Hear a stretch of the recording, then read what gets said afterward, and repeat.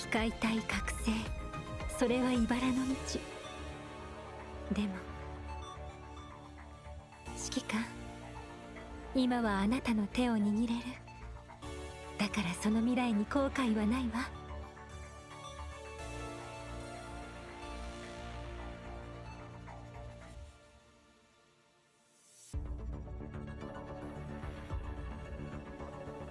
Yo, what's going on, everybody? Xanthos Vice here, and we are back with some more PGR Raven.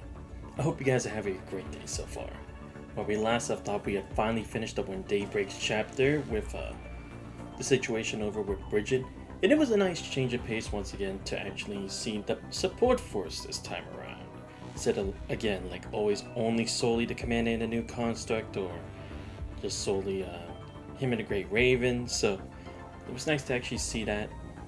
And again, for Bridget to get her closure, and it kind of titled very well with one of these things in the codex. Let me actually check what it was.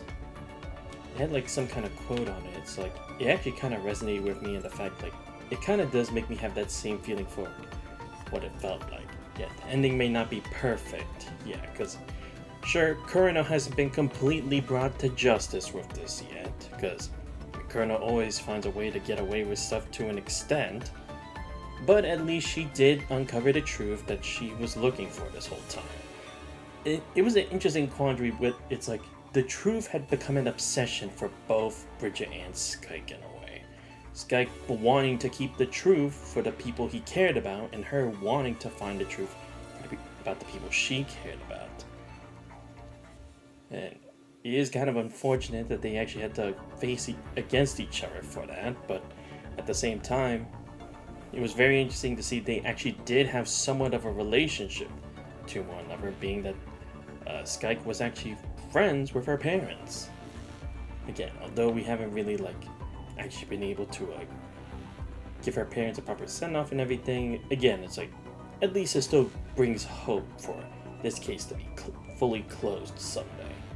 So yeah, after we had done that, now we are going to do Han Ying's story thing. And yes, I know, a back-to-back PGRs, a series of streams, I usually don't do that recently. But like I said, I want to try to get this done as soon as possible.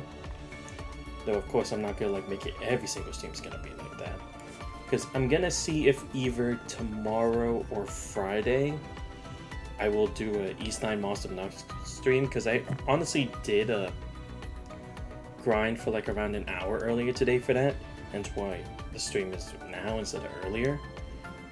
So yeah, we're gonna see what exactly has been going on with Han Ying since the events of Kowloon. Okay, 17 parts, interesting. Alright, then I should hopefully also get this done in 2 streams, but damn, we already got something right at the beginning. That's interesting. And I am kind of curious, does this immediately take place after that? Well, then again, I guess these two could be very close to when it happened. It doesn't have to be too far away. Because let's see. Bridget's thing supposedly happened after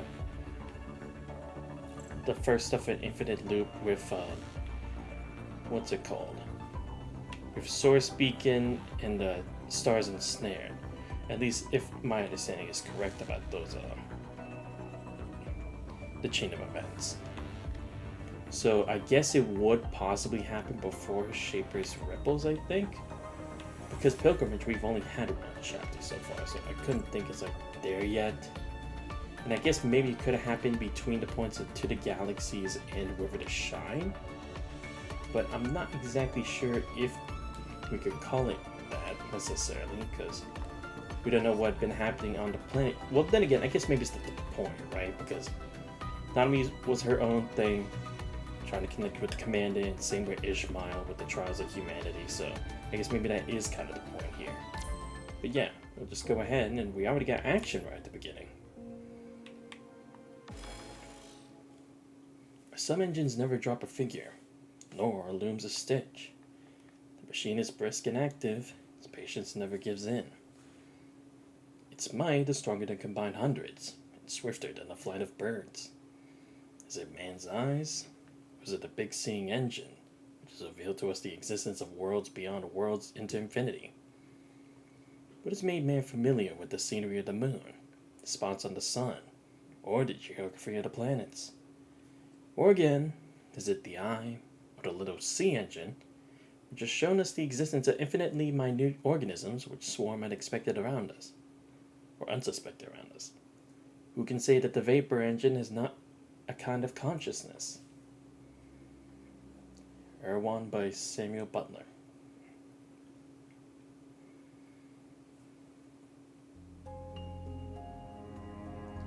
Tsiolkovsky Aerospace City.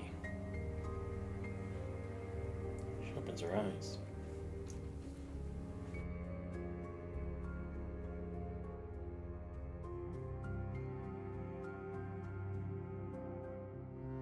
The chill of melting snow surges in, flooding this dark chamber untouched by a natural light. A fine drizzle drops from the ceiling, remnants of last night's dew. Right now, she just wants to forget everything happening in that wide world under the clear blue sky. We need to leave, Miss Eula. Cold. Miss Eula, my kin can show up here at any moment. I'm sorry for your loss, but we're already out of time. Makinoi carefully opens the door. By now, the newly appointed governor has likely mustered every guard at the central square to witness the traitor's punishment. It's a dangerous move. If the new governor catches wind of this, even Dmitri himself may not escape unscathed. Tsiolkovsky. Why do I feel like we've heard that name before? Does that have to do with the the school back then, where Genevieve was from? Wait, I don't think so, right? I could be wrong. I just feel like I've heard that name just before in one of these floating records. But we must protect Miss Eula at all costs. Let's go. The girl slips out of her hidden underground refuge with the Mechanoid, leaving the city far behind. These cramped alleyways can barely contain a rising tide of hatred. The device originally built to slice through metal now traps human bodies and begins its grisly work. They haven't done anything wrong. Whenever someone has to shoulder the burden. Its voice carries a heavy weariness, tinged with despair so subtle it almost goes unnoticed. But you have to stay alive, no matter what. Says intently at the pale girl in front of him. Tell me you understand. I understand. I love you, Eula. Same to you, Dad. The crimson mist splatters over the melting snow. Mechador guards stand watch as bystanders bow their heads, hiding their faces. The girl knows these cowards, who watch her father die, must be wearing ugly, relieved smiles at their own survival. An urgent message from Cal Long. Leonid, the young director of Tsiolkovsky Aerospace City, is first informed about the newly discovered punishing virus. Fortunately, the city established for aerospace projects remains untouched by the punishing virus, for now like New Murmansk, thanks to its strategic location. Following the shared blueprints, a central purification filter swiftly rises to ward off the virus. Snowy peaks and dense forests as natural barriers. Sentry turrets repel most corrupted. This fear stirs the city only briefly before settling. Soon, everyone realizes the punishing virus isn't the only horror humanity must reckon with in this age. Model: Space Development Cybernetics, serial number 39, Mechanoid ID SDC-39, status awaiting disassembly. Control screen delivering the final judgment hangs above the glass partition. On the operating table, a bound Mechanoid awaits its fate. Researchers, their faces hidden behind thick polypropylene, calibrate the disassembly gear. Leonid stands in the monitoring room on this side of the partition. Behind the massive screens, yet he swears the air has a faint whiff of disinfectant. Puts his thumb to his temple, realizing this place feels more like a morgue than a machinery operation room. Boss, the equipment is fully calibrated. Shall we initiate the procedure? How's the research on those murals progressing? unexpected question catches the assistant director off guard. Nobody decides talking to the new superior, quickly gathers the facts, and delivers a flawless answer. Mechanical language experts are comparing every image symbol in the archives that they might decode to binary, searching for any hidden triggers. So, what do you think? Boss? It's fine. Just answer the question. To be honest, my opinion doesn't really matter. Everyone in this city, they all say it has nothing to do with those murals. These abnormal mechanoids cause panic all the time. Everyone believes those deranged machines from outside are the ones bringing the virus into the city. Following your orders, the maintenance team has tried every possible method, including direct command inputs, in an effort to connect the aberrant mechanoids. But they only repeat those incomprehensible words. The city's entire lifeline relies on its automated systems.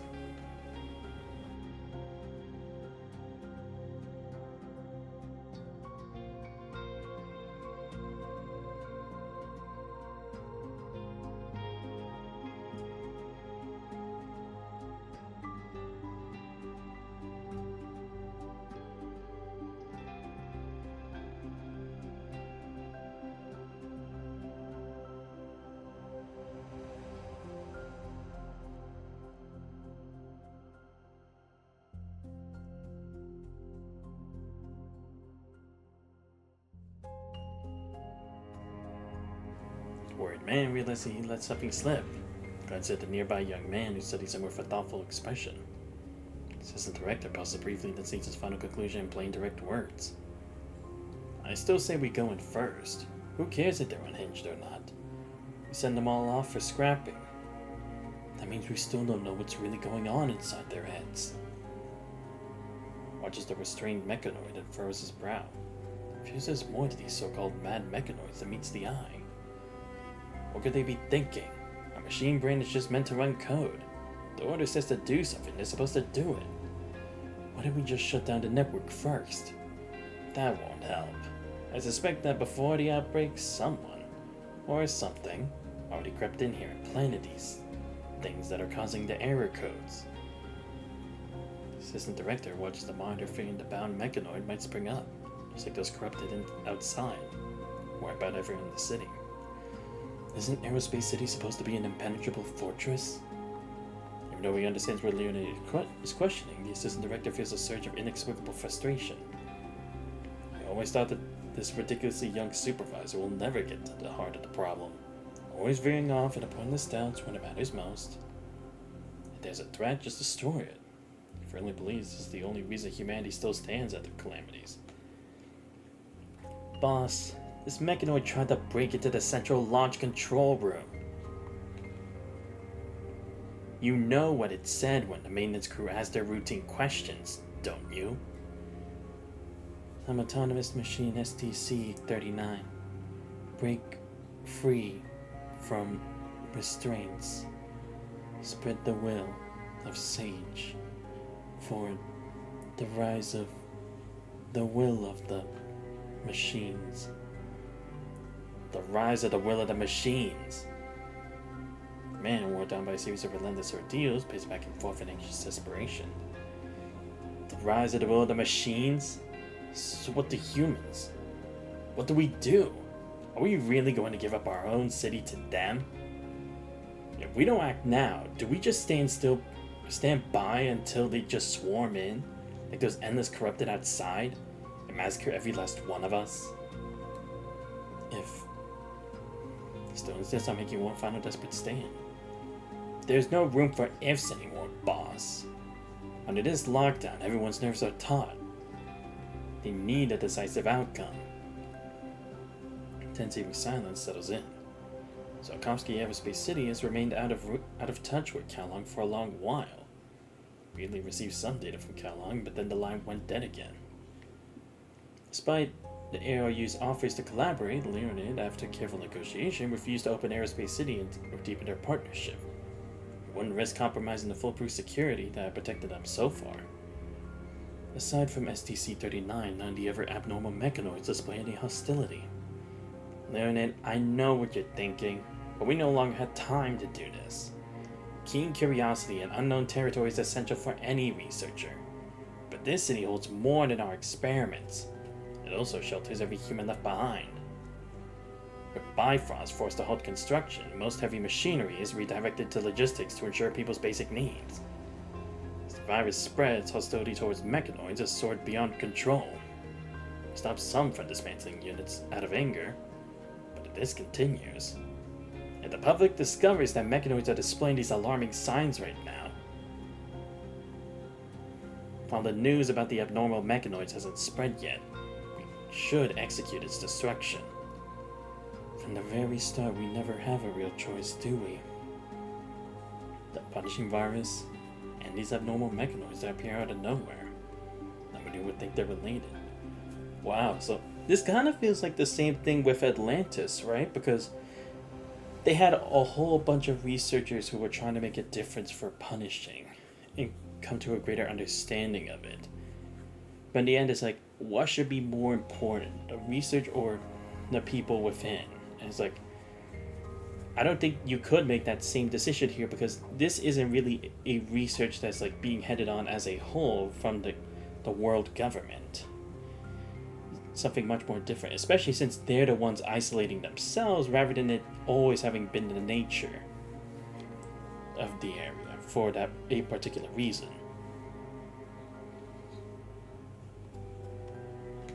With humanity's survival way on them, there's really only one option left. I just hope we're not the ones destroying our own opportunity with our own hands. The director presses the command button while beside him. The anxious man's furrowed brows refuse to ease. Press a white noise crackles through the communicator, followed by a piercing sound of metal being cut. The polypropylene masks glimmer under the spray of oxidized metal. As orange and blue traces streak across the cramped laboratory, ricocheting off the metal walls. A wave of nausea hits the air. As the plasma gun touches the sensor core on the mechanoid's helmet's stripped head, a synthetic voice breaks through the noise over the broadcast. Though broken and halting, each word remains distinctly intelligible.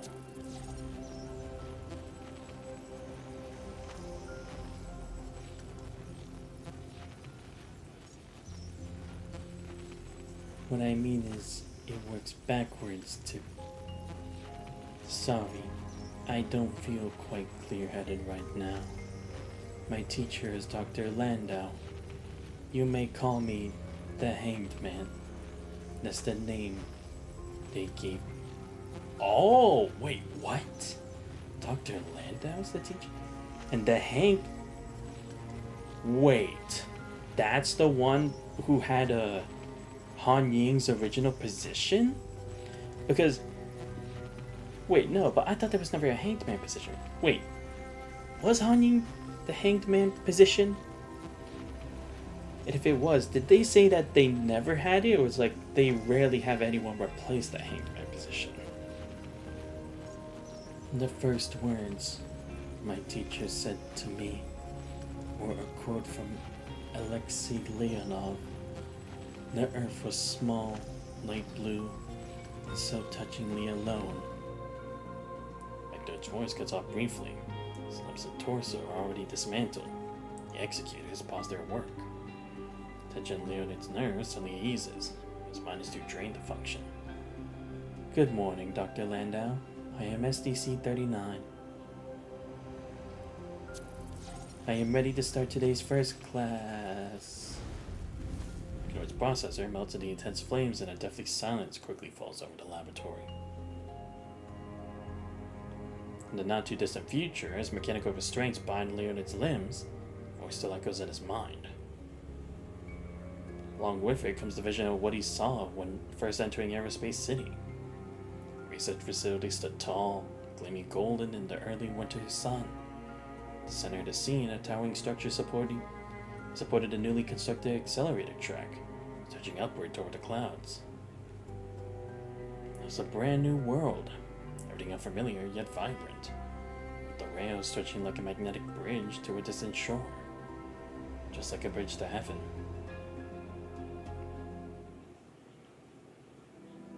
From here, the majestic bridge is still visible in the distance.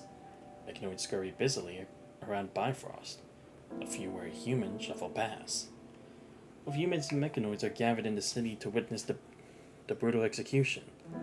Leave this small corner completely unnoticed. The girl takes one last look at the city her father dedicated his life to, turns away in silence.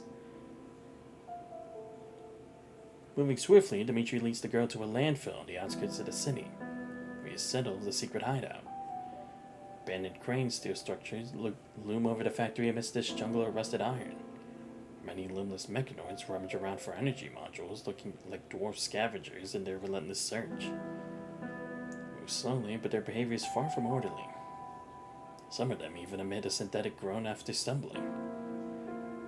The girl isn't surprised, knowing that the mechanoid beside her has been harboring awakened machines. In fact, Dimitri exhibits traits remarkably similar to her father. That is the very same kindness that led to her father's demise. As the clammy coldness creeps over her skin, it sparks an idea in the girl's mind. She decides to test her mechanoid friend's ability to empathize with her in her own unique way. It's cold here, Miss Eula. The mechanoid before her freezes up for a moment, unsure how to respond to her question. When humans express that they are cold, the appropriate first response should be to offer them possible means of keeping warm. The girl's demeanor remains cold, her words carry a hint of gentle reproach. I'm sorry. You don't need to apologize. What I've done for you doesn't deserve such dedication in return. Miss Eula.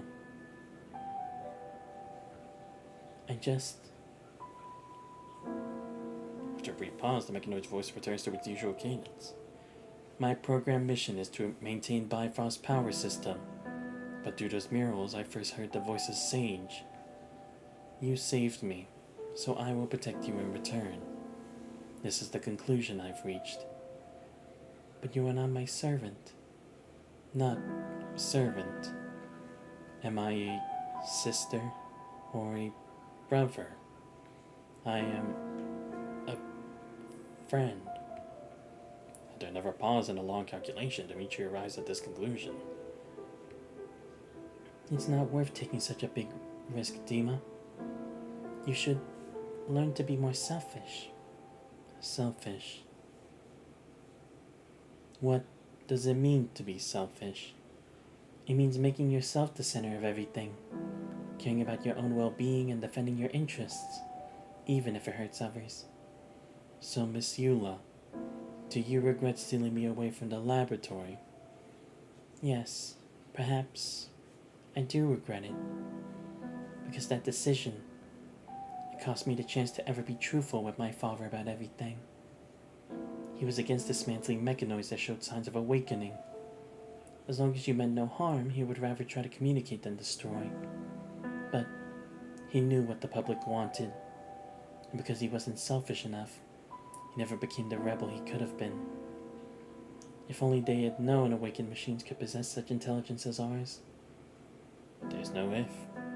Spherical sensors beneath the mechanoid's helmet swivel left and right at an unnatural pace, as if desperately trying to mimic human body language.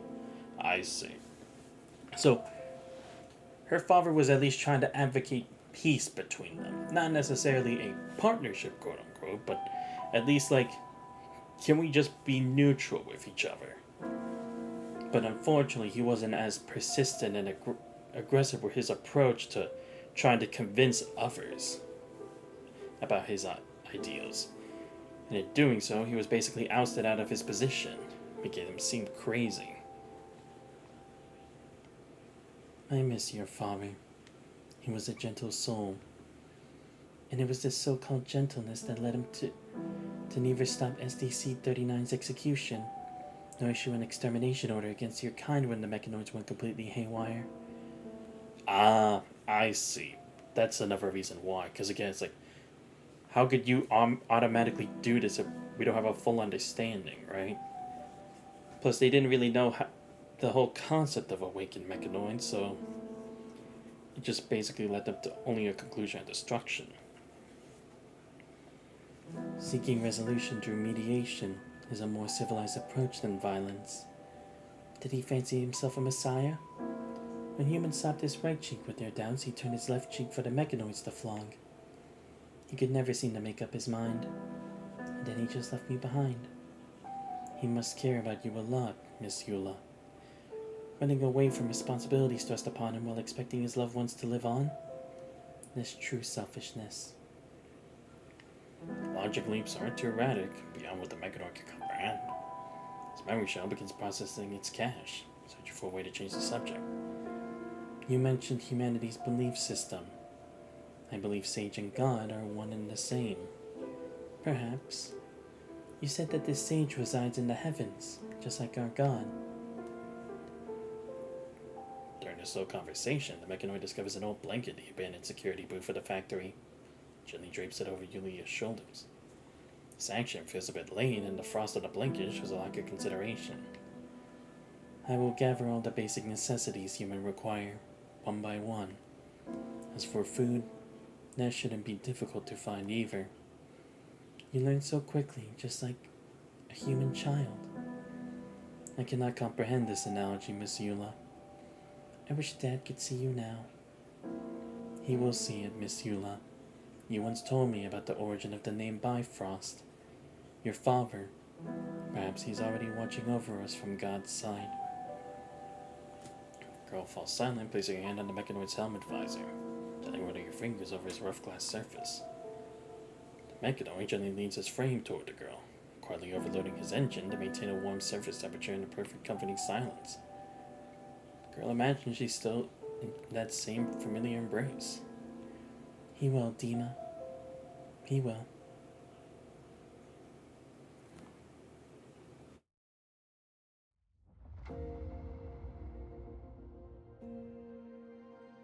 Blurred, scattered light stands before our eyes. This moment frozen in time, everything feels ethereal and distant. Our consciousness floats aimlessly, able to find any point of reference or anchor itself to any coordinate. Sharp pain radiates from her neck, spreading like cracks through her body, gnawing away at her once complete soul, leaving countless gaps in its wake. Memories pour endlessly from these gaps, blood-red, vivid memories saturated with pain. Perhaps as these memories fade away, the pain will dissipate with them. Delete. Cache. Suddenly realizes that it isn't the fragments of her memories that have left her behind. It's hers drifting away from them. It's like sinking to an ocean of thick ink. She desperately reaches out, yet her fingers grasp nothing but darkness. Even fear itself drowns in the abyss. The water's surface suddenly sparkles. Is that light? Does a mist have fleeting glimmer, twitching a beam of light tied to her chest? They rise together higher and higher.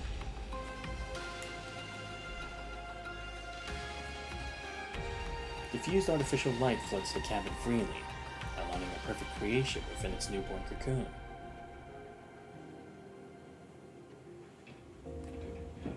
Though her consciousness remains hazy, the questioned mind steps out immediately. Where am I? Warm and tranquil, liquid gently caressing her skin. Synthetic hair strands dance like aquatic creatures, flowing gracefully between fingertips. Space offers no answers to her question, bringing only more confusion instead. This frame, it looks different from before. Just as insects in nature emerge from their chrysalis, as butterflies, the renewal of this body brings forth the same sensation. Is this an incubation pod for the new frame? Gentle waves around her lift her slight tingling feet, and her awareness of the surroundings begin to return. The silence here is overwhelming, naturally deep and unsettling. No wiring or machinery from the magic workshop, no familiar calls from Xavier. Initiating system diagnosis. Sensory systems normal. Power systems normal. Core operations normal. Signal transmission normal.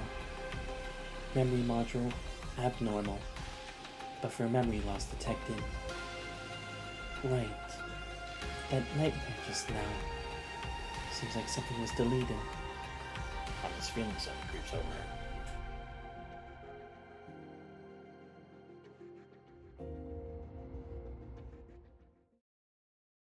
The punishing concentration. Why is it so high? Feels like a closed compartment with something outside pushing against it. This crash echoes from below. What was that noise just now? She decided to overturn metal sheet that glanced downward, revealed several strange-looking creatures gathered around the flipped compartment below. No time to think. I need to deal with this crisis first.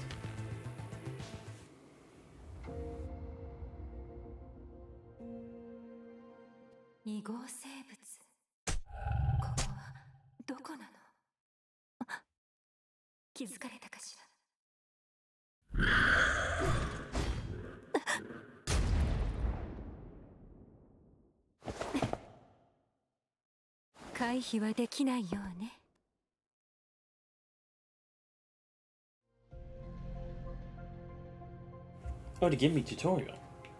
Tap basic attack continuously to launch up to 4 consecutive strikes. So basic attack to move and continuously deal damage to enemies. Reset the dash toward target and dodge attacks. Okay. Chord mode. Pinging red/yellow orbs is considered pinging the same number of white orbs. To pinging 6 white orbs, special signal orbs, harmonic orbs, replace the red and yellow ones. Pinging them will activate it. Each time the lunar tone field is active, a dream mark is automatically added to enemies.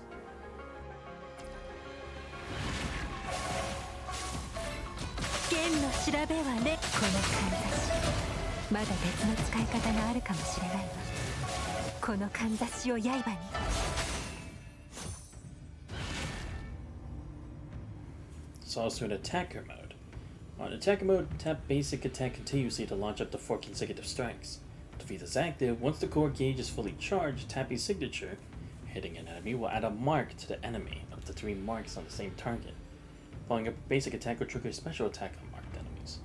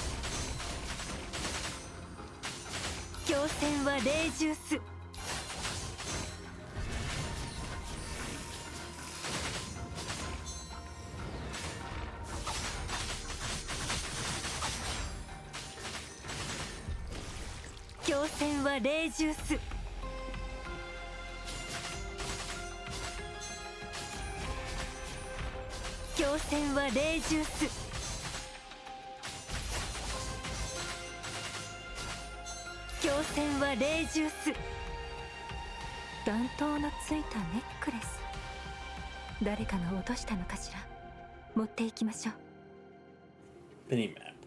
Minimap is used for the first time as a trial feature in main story stages to display and record various points. In Sage, active objects or following target points can provide additional. Really? We actually have a map this time. We rarely get this. Oh, my bad. I actually mean to do that. Okay, so I should investigate this stuff in case. Oh, my bad. 輸送車両が危険だわ。早く行方を追わなくちゃ。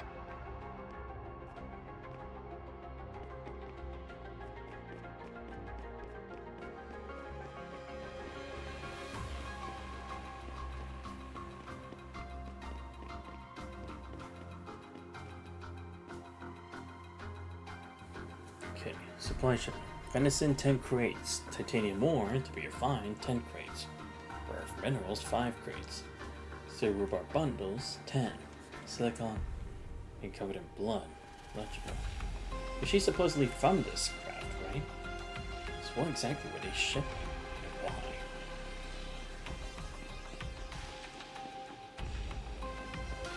Here we go. Instead of a gun that flew off, what is in his hand that is a blurry family photo, as he held on to before he died.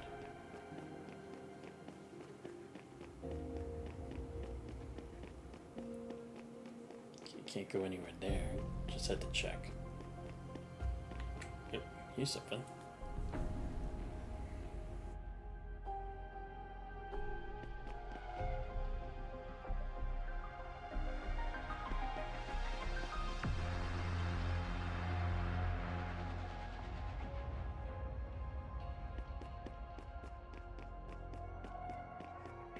異合生物の残党がいる。放っておけないわ。強戦は霊獣す。強化を踏み砕く。強戦は霊獣す。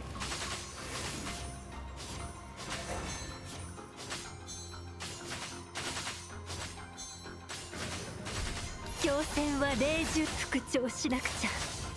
強化を踏み砕く。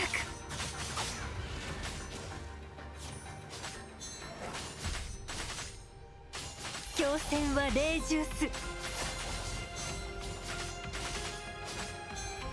強戦は霊獣す。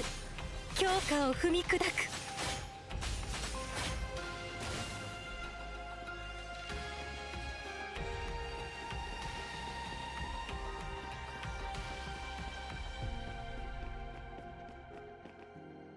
地面には轍。それも相当荒れているわ。轍に付着しているパニシング濃度が高い異合生物。向かいましょう。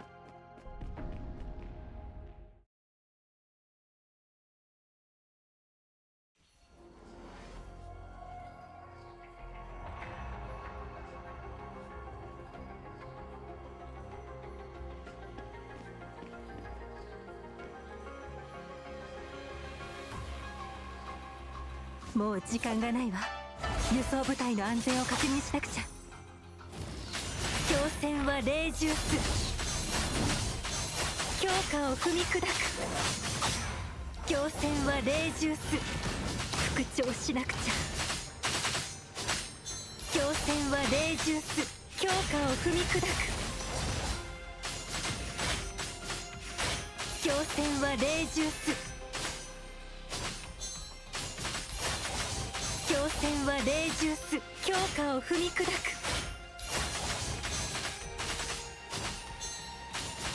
強化を踏み砕く。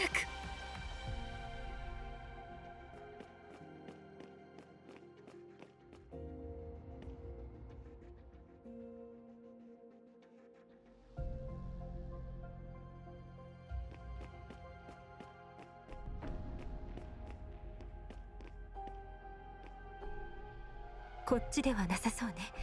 引き返しましょう。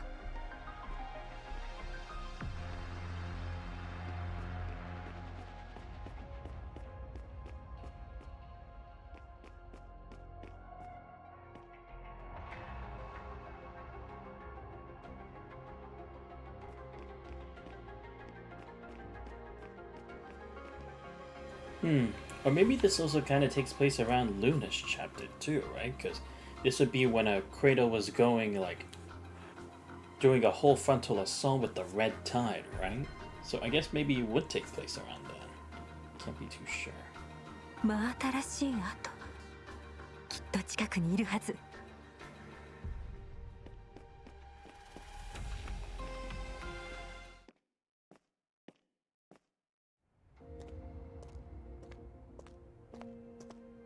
止まれ！誰だ！待ってください。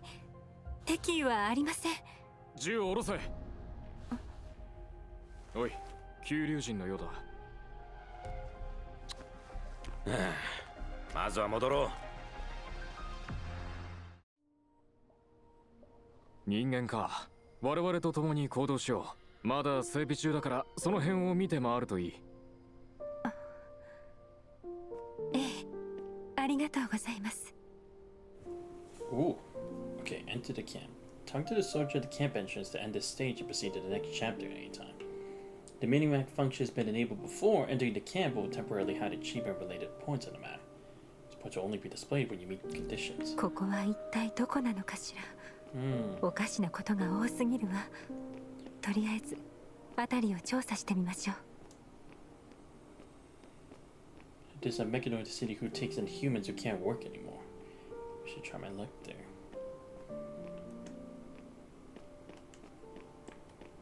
right? Might as well investigate the camp. Not like I got anything to lose, really.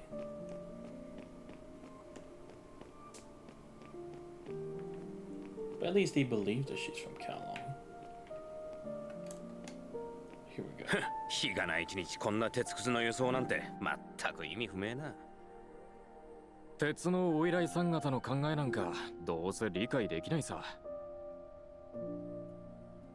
本当に鉄くずだけを運んでいるの？なんだか怪しいわ。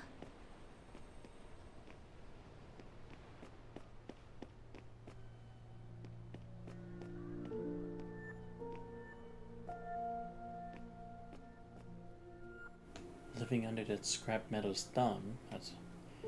Oh, so what, is their leader a construct?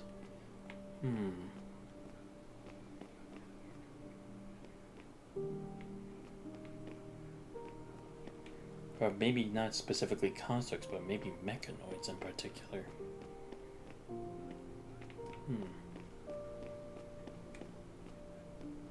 If the Lord tightened their policies lately? Lord, you mean Alexei? You asked me that guy's nothing but a traitor to humanity.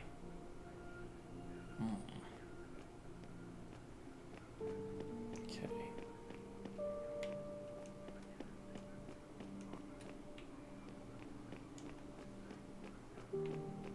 Doesn't seem to be anything else I can check. I guess we're good then.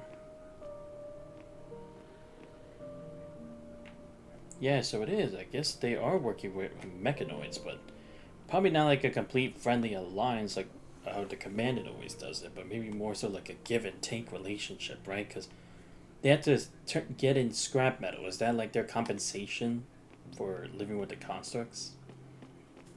出発の準備はできたのか？乗ってくれ。安全な場所まで送ろう。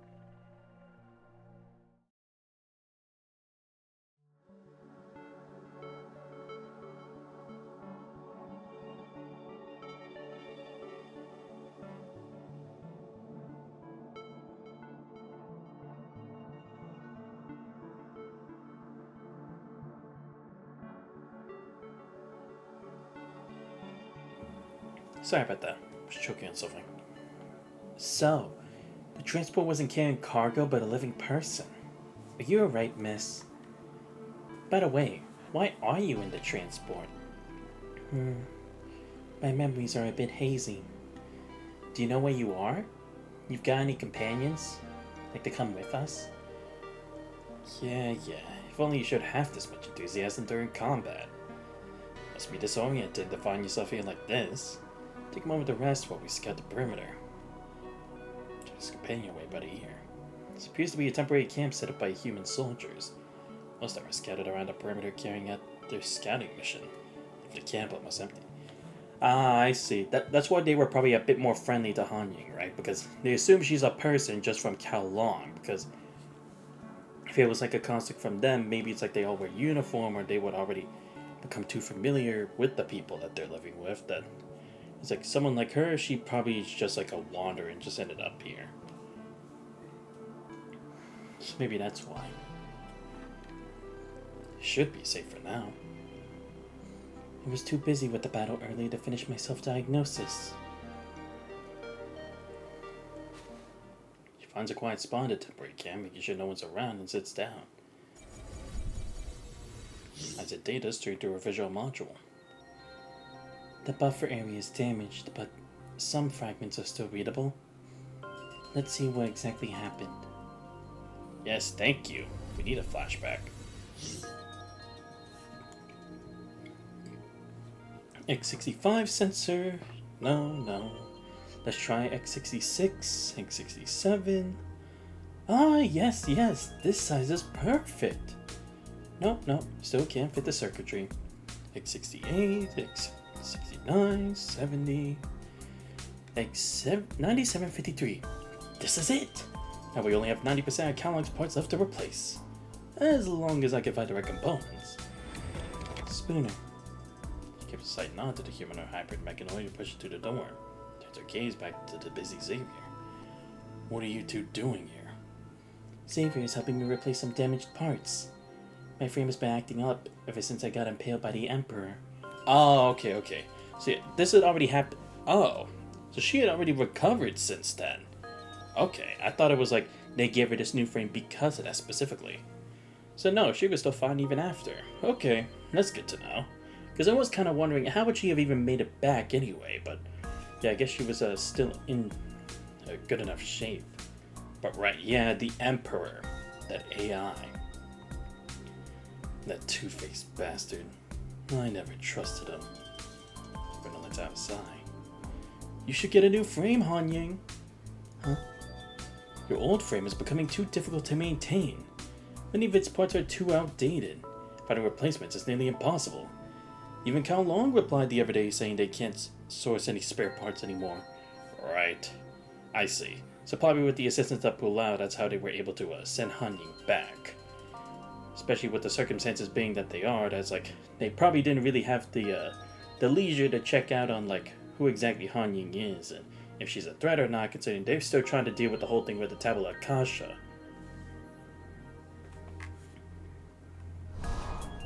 This frame's manufacturing process is incredibly intricate, which means the technology is too specialized.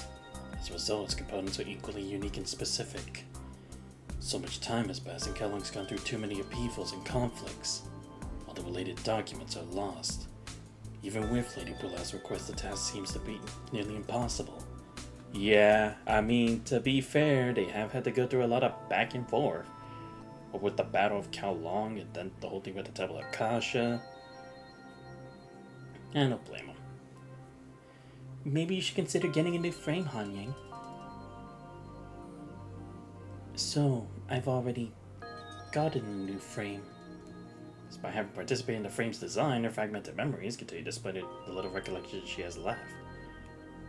Unconsciously, for her surprise, she runs her fingers over the mechanical joints at the back of her neck. This frame is just as human-like as her previous one. So much so that even human soldiers cannot tell she's a mechanoid through visual observation. Right, because they did kind of think the same thing when they originally saw Han Ying, for those who aren't already familiar with her. Yeah, and I guess out of a lot of the constructs we met, she is actually one of the more human-like looking ones. So I can't really blame them for that. Because, I mean, when you see all the very unique kind of designs of the other constructs we met, like Rosetta Rigger, Watanabe Epitaph, Vera, it's like, it's not too surprising. And then, yeah, so how'd she end up here? I think the cocoon technology you developed before might come in handy. Oh wow, that's brilliant! I almost forgot about that thing. The process of replacing the frame will require you to go into temporary sleep. Your memories will be stored in a buffer during that time. If everything goes smoothly, you'll be able to access them all when you wake up. Cervantes shouldn't be in the Church of Machina. Communication module remains silent as fragmented images slowly emerge from the buffer zone. Cervantes, where are you right now? I'm heading back to the church now. Some things are better discussed in person, so let's talk when I return. Another gap in my memory banks. Her eyes lower as she processes the current situation. Hey there, lady. You're, from Cao Long, right? So the girl bounces back to Han Ying's side like a lively little animal. The scouting's done. Ready to take down this temporary camp. You don't have anywhere else to go for now. Soldier eyes Han Ying with visible caution, taking a moment to choose his next words carefully. Our convoy is heading back to Aerospace City. We can give you a ride part of the way. Aerospace City. The name rings a bell in her scattered memories. In that case, thank you. This gives her time to sort through the memory shards in her buffer area while on the road. I see, so that's what she was going through at the time. Damn, what was I supposed to do for Melodious Condolences? Maybe I was supposed to do something on the map. Damn it, I didn't see that there was anything else left. Oh boy, I probably just missed it. It was like a very tiny detail that couldn't be obvious.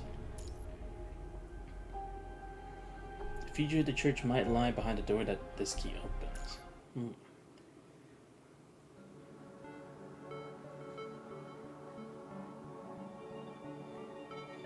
good, kids. I'll believe you once she wakes up. Strange. The Great Tower data flowing into the cocoon seems irregular. Hey, leave my head alone. Oh, Mechanoid's laughter fades into the depths of darkness. Further ahead, the data in the buffer area becomes completely unreadable.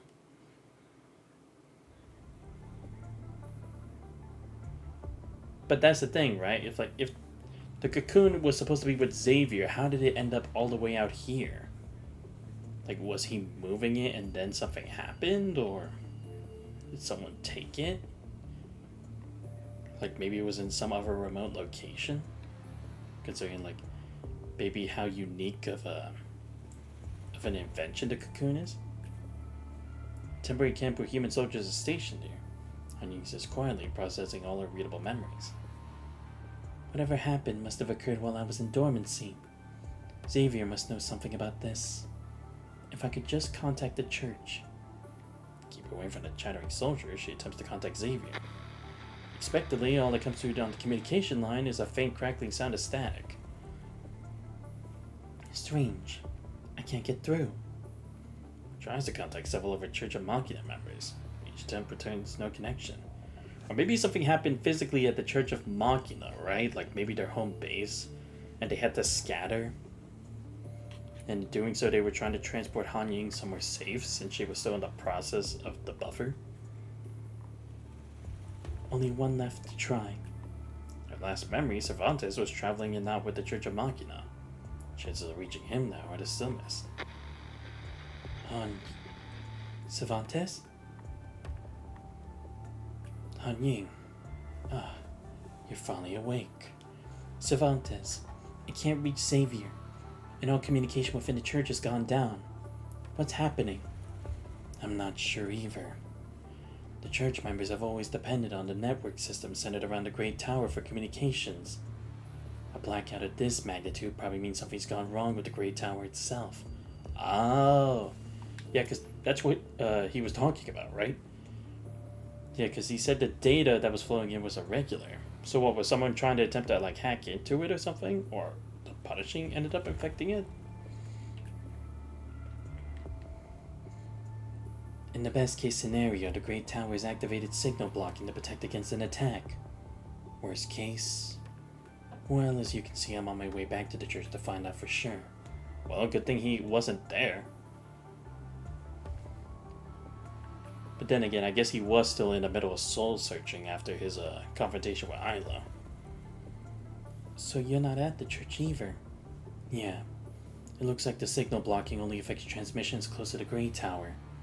That's why we can still communicate normally here. After you got your frame replaced, I got a message from Sage. I was getting ready to head back to the church. But when I tried to reach Xavier after that, I couldn't get through to him anymore. I see. So you don't know what happened while I was in dormancy either. You were in a severely weakened state back then, so we should at least be grateful that you're safe now. However, his expression grows even more grave as he glances at the header force behind on you. Your new frame was lost along with it, which isn't what we expected. It? One of the reasons I'm heading back to the church is that Sage left behind another key before she departed. This key might unlock the path forward, the future of the church itself. We still don't know why you ended up there. Perhaps the church faced great danger and was forced to send you away. Or perhaps you were stolen away during the chaos. Yeah. But it didn't seem like whoever was attacked, that they even knew that she was in there, right? So, it did seem like there were other, like, fragments and stuff as well. But it's like, if they were collecting it, putting it in there, then surely they would have noticed Han Ying just in some kind of, like, incubation pod in there. But that doesn't seem to be the case. So maybe they just hijacked it, not knowing what was inside, and decided to take it as, like, resources. Because anything's better than nothing, possibly. Or maybe they used a scanner and all they detected was the metal and... Just... No, but there was venison in there too.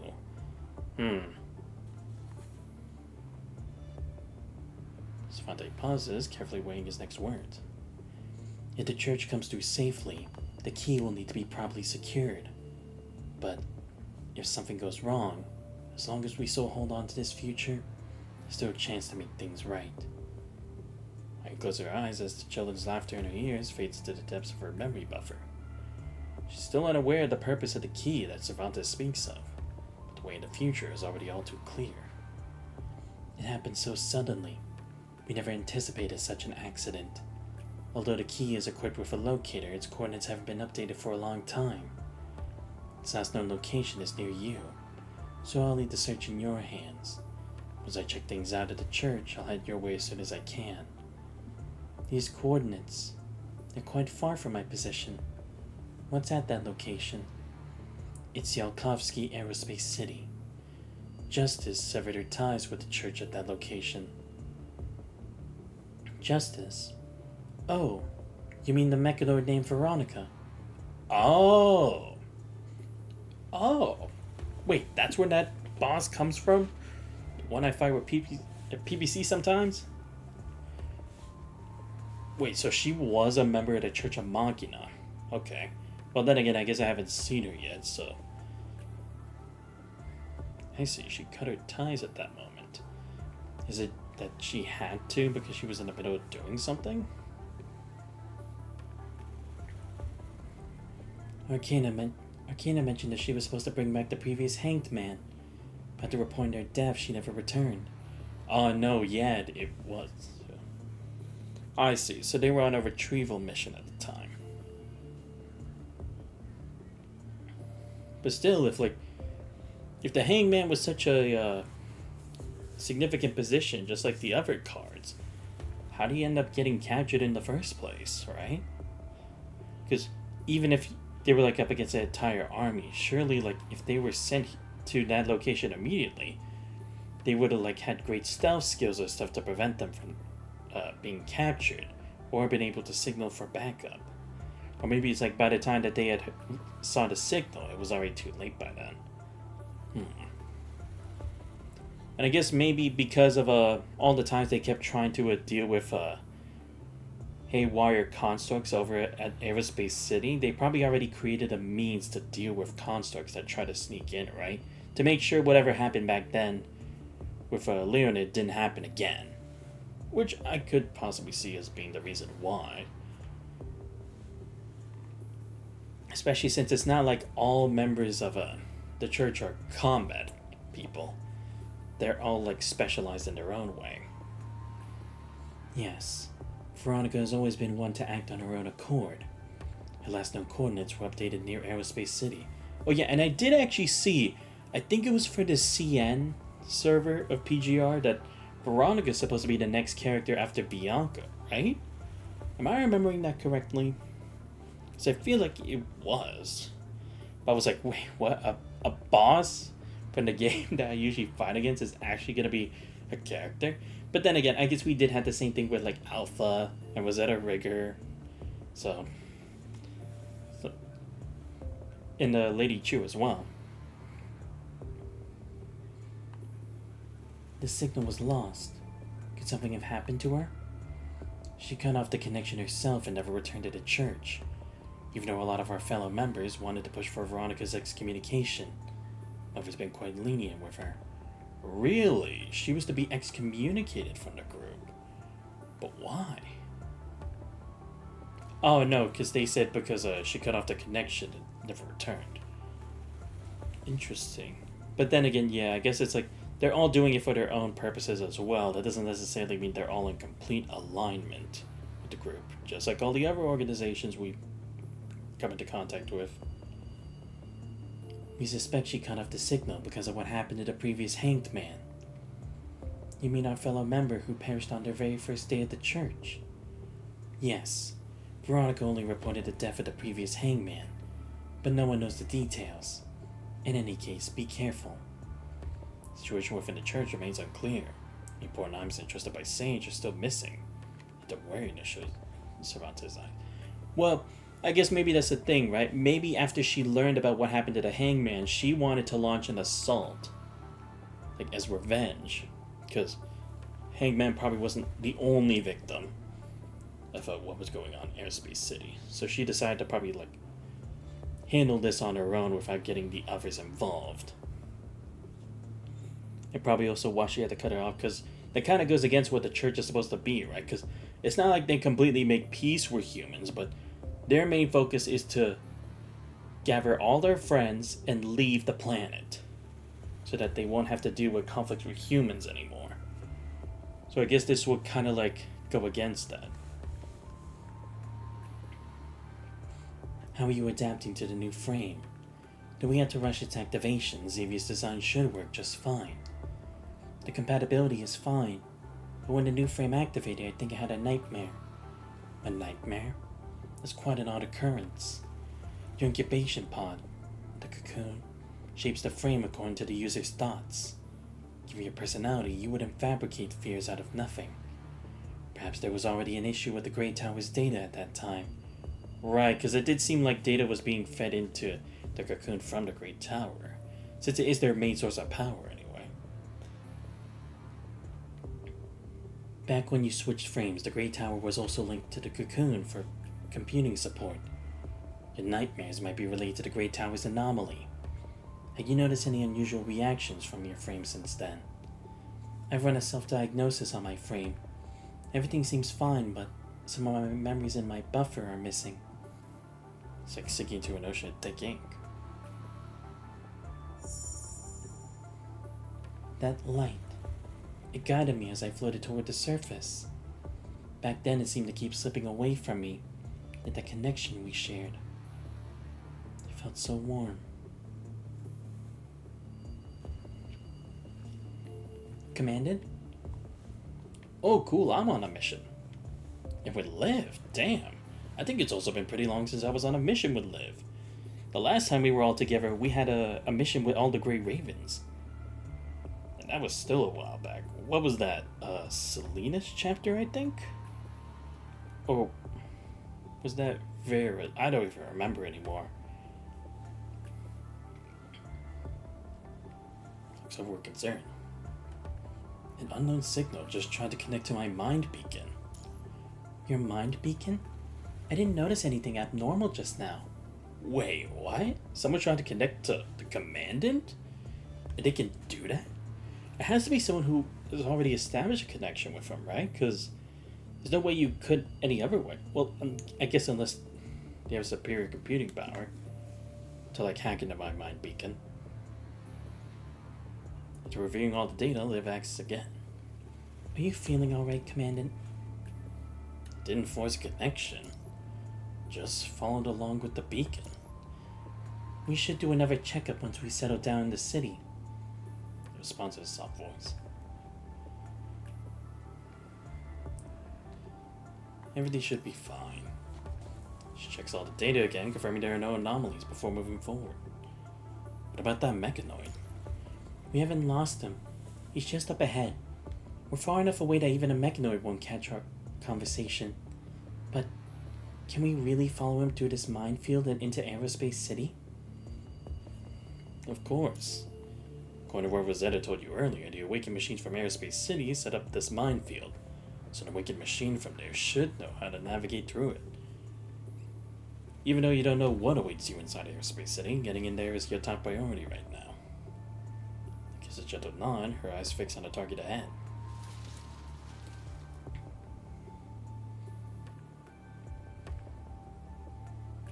Wait, Aerospace City. What? Oh, wait, hold up. I think I remember what this is. This isn't like Constellia, right? Wait. Hold up, I'm trying to actually remember this place. So, I don't think it would be exactly like... I think I'm wrong with the whole thing with like being connected to the school where Genevieve was from, but... This... Silkovsky... Wait. Oh, wait. Hold up. And we're near the ARU as well. Is this the city where we were in the other future? Right? Because in the other future, after we had dealt with Vonnegut and escaped the tower, we had ended up in a... like our future, basically, because we were trapped in the tower for so damn long. Unfortunately, Lucy had passed by then. But we were still together with Asimov's apprentice, the heiress to the Copperfield name, and Vanessa as well, right? And Luna. And we had to all go to this, we had to go to an aerospace city to defend ourselves from the punishing with the small settlement of humans that we had left, right? Because we all bunked in there, but the punishing was continuing to attack us over and over at the behest of Cradle, and then we had to tango against it head on, right? In order to change the future. Is that what this aerospace city is? It's actually that one from the other timeline? But it's like now we're actually going there directly for the first time? Again, I could be wrong, but it's like, it just sounds so familiar to me. Let me actually check real quick. I know this is stupid, but I really am curious. I just have to know.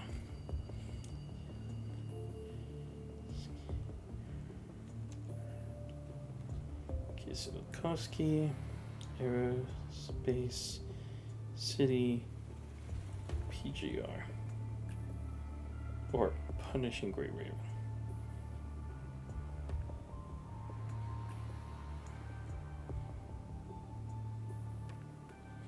Let me see.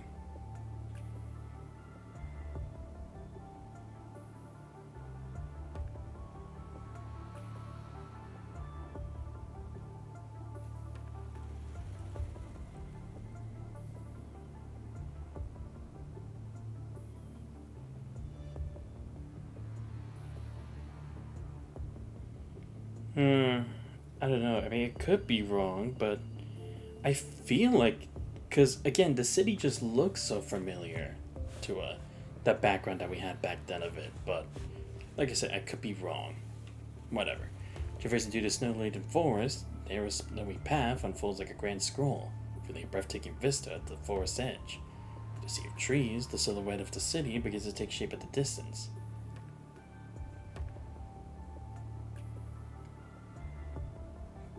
The data trap didn't work.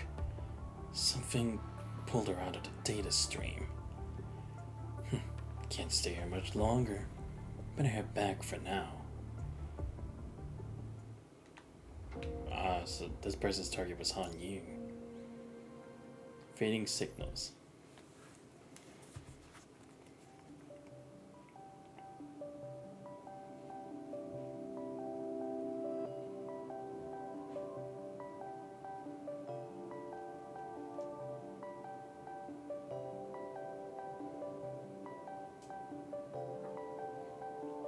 The room's occupant stares intently at the curved monitor ahead, completely ignoring the stream of data flowing across the surrounding terminal screens.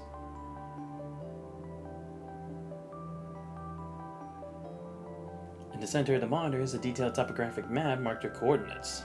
Those yellow dots emit faint white ripples within the deep blue closed curves, creating a few contour lines that quickly fade away, only to start again. After confirming the image of the young man's fingers flying across the keyboard as he cross-references and verifies the data, the work seems to have hit a dead end. Such as temples of frustration, but knock at the door soon breaks the city atmosphere. Come in.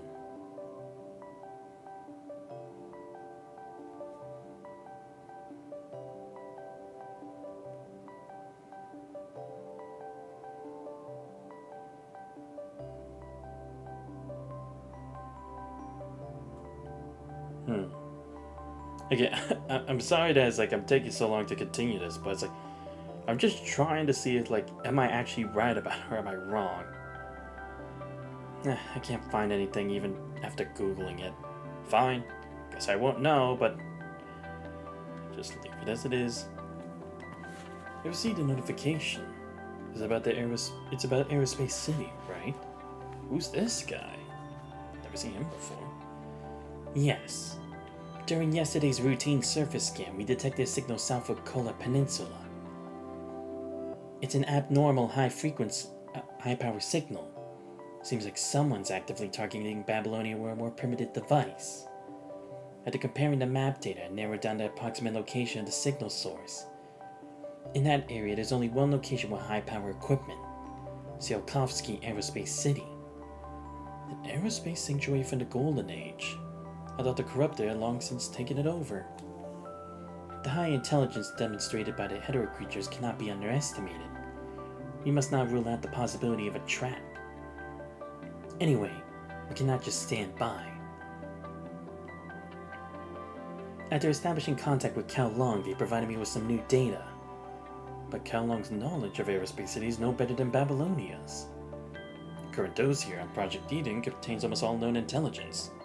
Most other records were lost during the punishing virus outbreak and use of warfare. I know you had the physical maps in that area. Nothing ever gets past you, does it? During the Golden Age, most detailed locations were only recorded on paper and for secrecy. Though many were lost in the Calamity, some still remain. Be careful with it. This is a family heirloom passed down from my grandfather. With gentle movements, he unfolds the aged paper, so brittle it seems it might crumble at the slightest touch. The exact location remains unclear. Of course, it's one of our most classified documents. The map was created as a commemorative piece, specifically given to one of the city's founders. I see. We can only narrow it down to a general area then.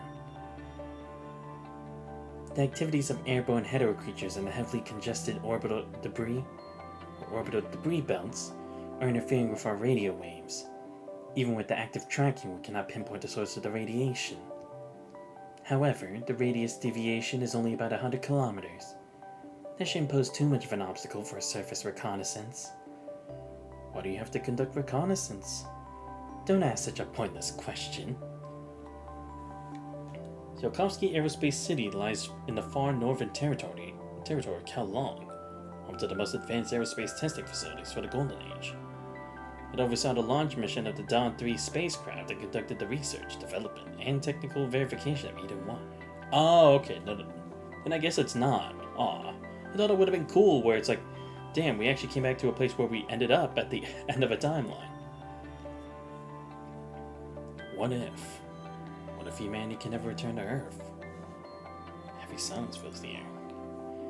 Didn't Cao Long conduct any further reconnaissance? After the punishing virus outbreak, the Cao Long Science Council, under Chu's directive, devoted all their research resources for the Tabula Akasha project. Evidently, the pressure of preserving civilization left them no time to look toward the more distant horizons. Yeah, I mean, to be fair, it was more about the survival of their own people, rather than just like, if we can survive this, right? Because either way, it's like the punishing would still sweep a lot of them, so they did have to focus more of their efforts on the Tabula Akasha. Years past, Aerospace City faded into legend, served only in ancient text. Alright, is there anything else you need? I'll coordinate with the military regarding the surface recon schedule. By the way, how's the progress over there? Which is the terminal between his forearm and body, then expertly swipes the screen several times with his free hand. Phase 2 report, Omega Weapon Control Experiment and Frame Compatibility Research Findings. Hasbro takes the terminal from Long, size of fingertips, tracing across the screen in silence as he contemplates the contents. I still need to cross-check some calculations with Hyperio's combat data, but they should work for now. Long slides his finger upward while holding the file copy. Mail notification probably appears in the bottom right corner of the desktop now. I definitely prefer the aroma of hot tea. Bring the mind to Long's contemplative gaze out of the porthole, Asimov opens his terminal and begins his daily work. Oh, I see. So they're working on more, or they're trying to get a better idea, like how to create more frames with the Omega weapons installed in, right? Because I mean, to be fair, yeah, only Lucia and these frames are the only ones with Omega weapons equipped onto them, right? Because even though Vera technically has a new frame, it is actually her older frame from Kurino that allowed her to go berserk. So I guess they actually do need to focus more on that research, especially with like how the Red Tide continues to evolve. We do need to evolve construct technology if we're to survive later on in even more dire crises.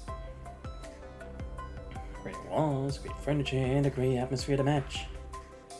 Mission briefing is concise, yet your fingers continue flipping through the pages. On this gesture, long after finishing the seriously, why do they always have to dump this on the commandant? I mean, don't get me wrong, he is cool, but it's like, we have our commandants, you know. We have Vanessa. We have damn it, what was her name? The one who was Isla's captain for a short amount of time. Why can't they be the main characters?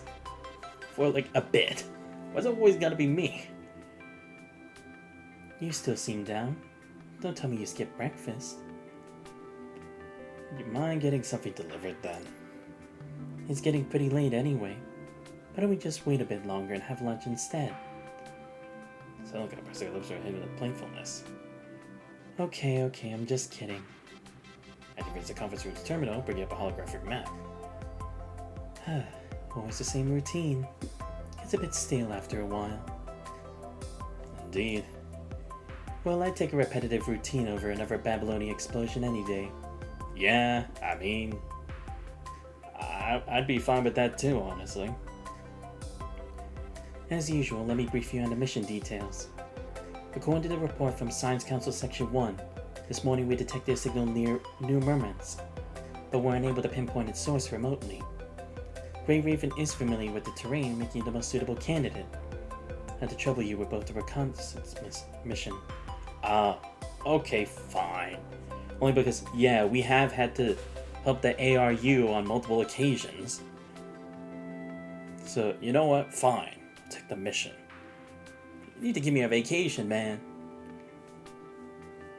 This is preparing for a new frame installation while Lee, as the bearer of Hyperreal, has been asked the Science Council to stay behind. Provide assistance.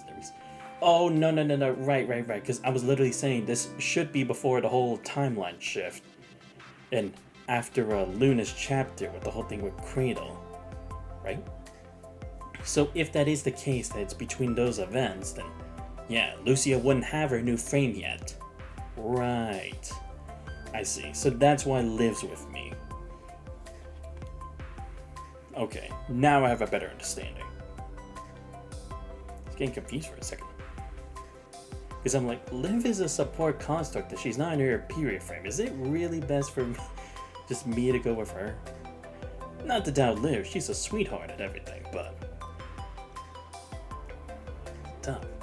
Just a simple recon mission. You and Liv should be able to handle on your own. You know, as long as it doesn't spiral out of control again. I assume you reviewed the briefing? We can't count on Cal Long anymore. The ARU has been busy with internal restructuring since the uprising. Many documents about Airspace City were lost during the conflict. Oh, right, yeah. After what happened with, learning about their little hidden project all those years ago. Right. So they can't do anything about this either. More like they'd rather not get involved. What about the Murmansk port area? New Sophiasburg provide any assistance? As expected, Grey Raven's commanding, quick on the uptake. The Parliament recently approved a resource aid package from New Sophiasburg, so we've been in close contact with them lately. They set up a temporary base for this investigation. Speaking of which, there are some matters the President specifically asked me to brief you on. Soko glances down her datapad, brows knitting slightly as she reviews the information. What I'm about to tell you is rather sensitive. Give me a sec, I'll be right back.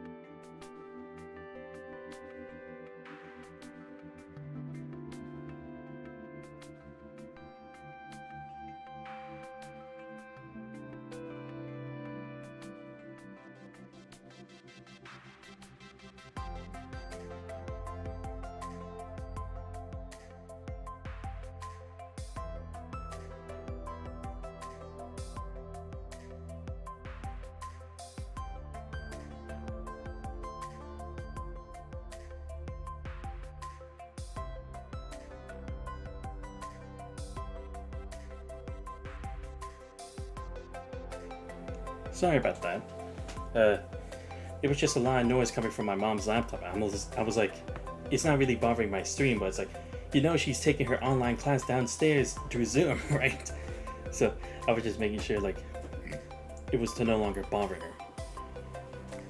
While New Sophiasburg remains relatively stable, the situation at ARU has deteriorated into armed conflict. The Senate attack did cause unrest, but such obstacles are inevitable during reconstruction. Are conflicts getting more intense? The scale of the skirmishes isn't large, but they're happening quite frequently. Airspace City's presumed location is in the outskirts, an area that's effectively become a no man's land since the virus outbreak. It's unlikely that any armed forces would venture into that area. Therefore, what deserves more attention is the situation in New Sophiasburg. The Forest Guard currently maintains a policy of neutrality and has not intervened in the conflict. They prefer to focus on their fundamental duty as protectors. Yeah. However, this neutrality hinges on their own safety remaining unthreatened. If New Sophiasburg is forced into battle, those officials in the diplomatic corps certainly have their hands full. The Forest Guard is still willing to provide guides. In exchange, Babylonian forces must not enter the forest area to avoid any unnecessary misunderstandings. Therefore, this will be a recon mission without backup support. I see. To make sure, like, we're not hostile to you guys. Yeah, because I mean, to be fair, if it was anyone else, they could try to take the opportunity and take the ARU for themselves. Or I guess the location where it is. So, yeah, I guess we do kind of have to be careful of not sending in such a large group.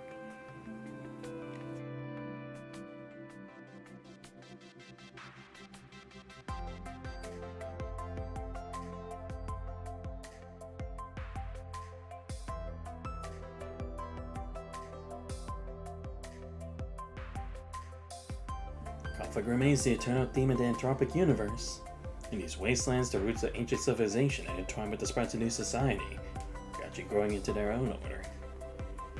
Perhaps forging a path through humanity's thicket of words and forest of guns proved more challenging than developing weapons to suppress hetero creatures. Since this is just reconnaissance, we'll do our best to avoid any firefights. Great. I've attached the transport aircraft schedule at the end of the mission briefing. Have a safe trip. It's not vacation, you know, Celica. Quick goodbye, Celica turns and leaves the conference room.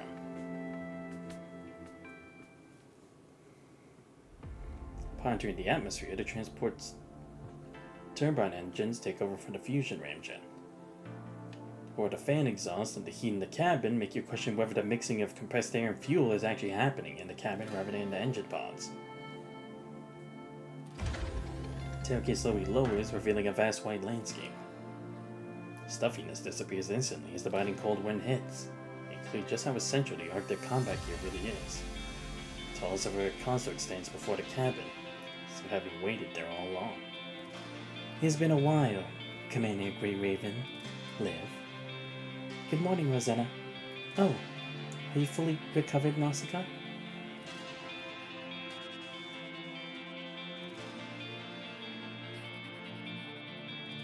The memory of fighting alongside the Forest Guard against the Tide Corrupted still feels fresh.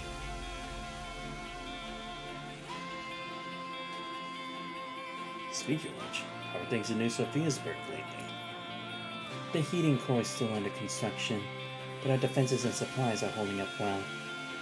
Would you like to rest at our camp first?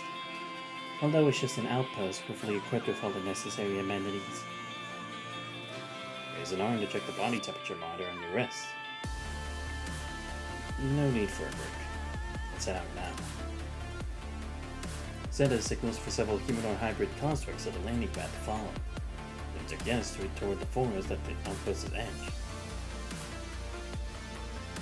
Temporary compound of prefabbed units and modular frames soon disappear behind you, despite a vista of firm pine trees, characteristic of high latitude regions. Holographic beacons occasionally peek through the moss, metal poles embedded in the soil projecting hand-sized warning symbols into the air. This is a minefield? As keen as ever, Grey Raven Commander. You should have read the briefing before departure. That Aerospace City should be somewhere around here. Zarkovsky Aerospace City. Yes. Thousands of anti-personnel mines from the Golden Age are buried in these woods. They're likely part of the city's defense system. As for the new ones... Words cut short as she raises her clenched fist, as if everyone to take cover. Quickly activates her weapon, powering up her levy gun system. And instinctively draws your gun toward the source of the disturbance. Your distant boulder, a human-like mechanoid, paces back and forth. Seems to be searching for something, taking his time with no intention to leave. Is that a corrupted? It's an awakened machine from Aerospace City. Those new minefields are their doing. That area's likely been occupied by mechanoids.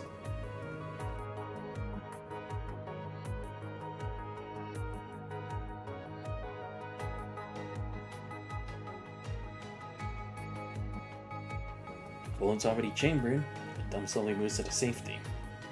Mechanoid moves with a surprising agility, its actions far from clumsy.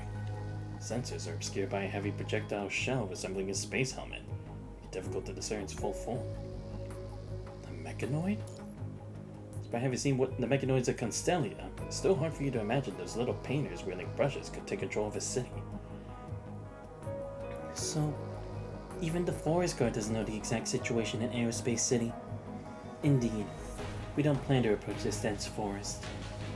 There were once refugees who tried to cross the forest to reach the city, but after that no one knew what happened to them. However, I've heard reports of people spotting those refugees near ARU. They were apparently sent out under the governor's orders to trade supplies. Before your arrival, I made a point to verify this information again. I received the same confirmation. Aerospace City. Perhaps it doesn't reject refugees after all. So we don't have to take that risk. After a few minutes, the mechanoid finally loses interest in lingering around and vanishes into the depths of the forest. Let's follow it. Understood. And with that Silica as a reminder, it's clear that the Forest Guard has no duty to head into the front lines. But we cannot interfere in this conflict. You can always turn to me. To me personally, if you need anything. Thanks, Rosetta. There's no need to be so formal, Commandant. You decided to stay in New Sophiasburg? Indeed. We never yearned for a promised land. Yet Heaven's gifts have found their way into our hands all the same. I'll seize this opportunity, and when the time comes, I'll stand by your side as a more powerful ally. It's a long look at you before turning away, leaving the Forest Guard companions toward the rising sun. That's cool. Glad to see Rosetta again. Good to know we still got her on our side. Tomb Passage.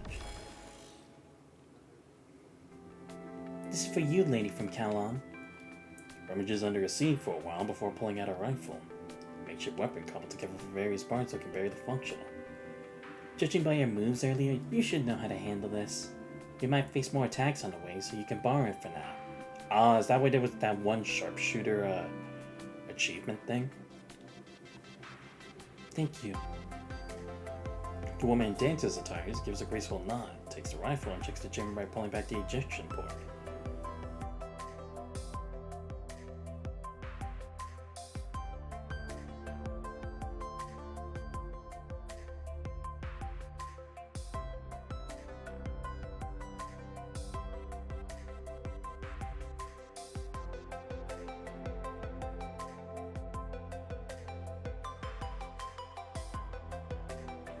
To the soldiers, this is quite an unusual sight. Curiosity spreads among them hidden beneath the transport vehicle's heavy armor. Hiding in our transport to get here. Trying to find a way into Aerospace City too, aren't you? Why do you want to go to the city? Do you have family or friends there? Stay alert. This isn't the time for chit-chat. So the girl pays no mind to the veteran's warning as she pulls out a palm-sized object from her tactical vest pocket. Hesitates, then repeatedly presses her thumb against the crumpled foil wrapper, as if the gesture alone could somehow smooth out all its wrinkles. But making sure it looks presentable enough, the young soldier hands the item to Han Yi. You were a huge help during that battle just now. This, I got it in exchange for working night shifts at the landfill outside the city for a week. Though it looks a bit shabby, I swear I haven't opened it. It's brand new dark chocolate. You don't have to. It's fine, really. Sure, it's valuable, but it's not that rare. I got more, so take it. You must have lost a lot of energy too. Don't be shy. Just take it, okay? Well, thanks. He accepts the gift, allowing your head to read the packaging description. Cocoa and sugar. Well useless as energy sources for a mechanoid. Then it's proof of human kindness. You mentioned exchange earlier. What do you mean? Do people in Aerospace City still need to barter for supplies? Upon hearing Han Yu's words, the veteran beside her steadies himself, uses his rifle as support to stand up straight. You don't know?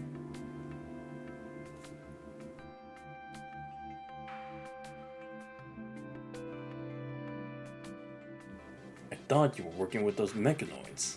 But now I see. You really don't know what's going on at all. The young soldier's friendly demeanor seems to affect the veteran, making him relax his guard a bit. Judging by your attire, you must be sent by Kowloon. Yes, I am affiliated with Kowloon.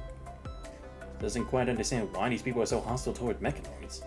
Logical calculations tell her it's not the right time to reveal her identity as one. So, Kowloon finally remembered to send help. You've got some serious fighting skills. That's clear enough. For reinforcements, is it really just you? Oh, they were hoping for reinforcements. But then again, I guess they did kind of say it's a bit far away from Kowloon, but not too far, so I guess they might have actually had relations back then. I'm less of a reinforcement and more of a scout. Not being one for deception, she can only try to play along with the veteran's eye thought. Yeah, I mean, she's not wrong. She's trying to figure out what the problem is. A scout? What? Can't you check if we're all dead yet? Sorry. Though not responsible for this situation, she can still hear the weariness in the veteran's voice. Perhaps they've been waiting far too long for someone to apologize. Forget it. I won't give you a hard time, young lady. So, what's the situation in the city right now? Weren't you listening? Like you just said, you work, you get food. Simple as that. Here, humans aren't the one making the rules anymore. Humans aren't the ones making the rules? It all happened a long time ago. Ever since that spiky-headed mechanoid appeared out of nowhere, the city has no longer been ours. She hijacked the central control system and incited the mechanoids to rebel. The seniors say the city organized many armed counterattacks, but there's no way humans could stand up to those metal chunks. The soldier lowers her head, seemingly unsure about recounting history she never experienced firsthand. Back when this place was a research hub, we soldiers actually had the easiest job around. Right, because they said this place was one of the most safest for punishing. I mean, who dare cause trouble when even our location was top secret? Yeah, true. Because it's only because of that signal that we got that we actually found this place.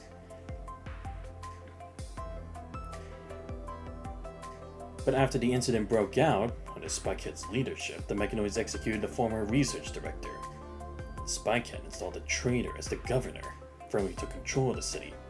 Oh, wait, what? So Veronica is the reason that Leonid was executed. Because she decided to help them rebel, and he was responsible for what happened to Hangman. I see. So it is. She is the one who incited the rest of them to rebel.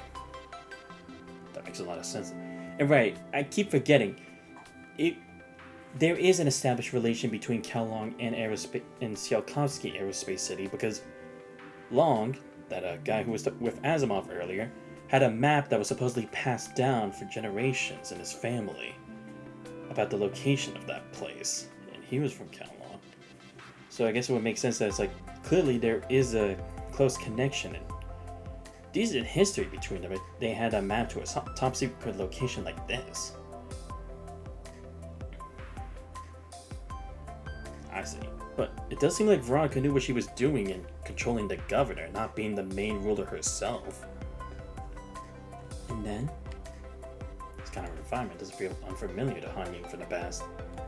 Then those mechanoids started tormenting everyone with their 24/7 non-stop work demands.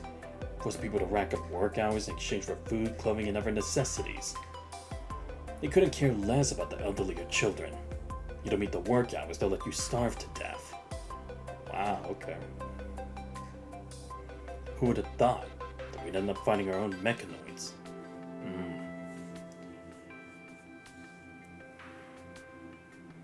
Hanging Frieza at the mention of those twisted laws. Left hand instinctively touches her neck, though the stinging electrical currents are no longer there. Unlike physical scars that can be forced away, these bitter memories aren't so easily shed. Right, the Niter. The promise shared between only her and that girl, forever trapped into miles that can never be achieved. At last they bid farewell to the dust of time and embarked on a new journey. Sage, the church, street vendors and their bustling crowds. Everything continues to move forward. Time is a cruel circle, leading her once again toward the same tragedy. A spike-headed mechanoid. By the description, they sound like an outsider too. Could it be Veronica?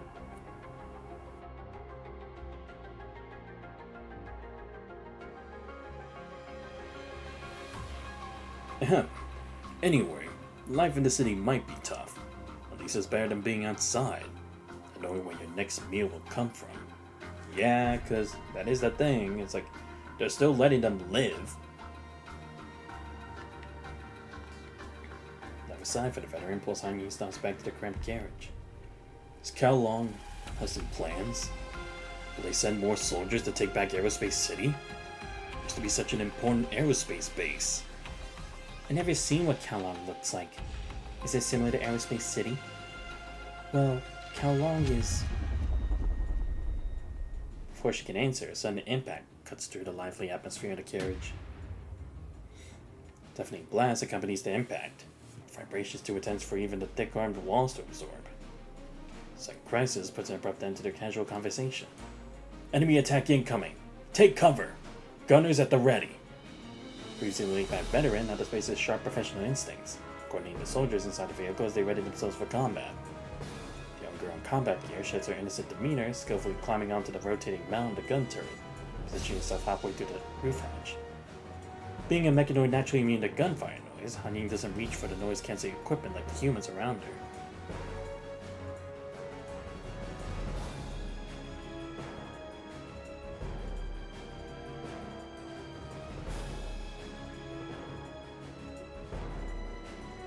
The once lively figure suddenly goes limp, like strangling.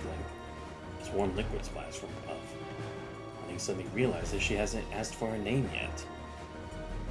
God damn. Oh, am I gonna have to take charge of the turret? What are we even being attacked from anyway? Oh, never mind.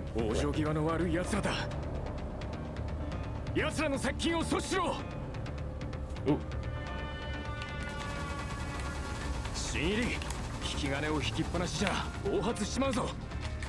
Hey, I'm trying to shoot. What gives?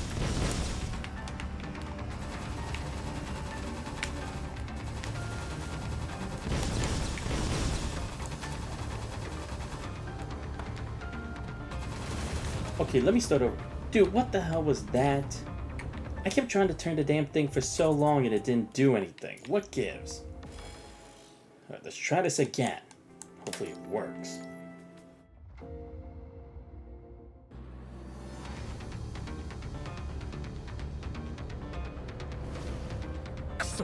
But hang at least it's not like I'm using a sniper.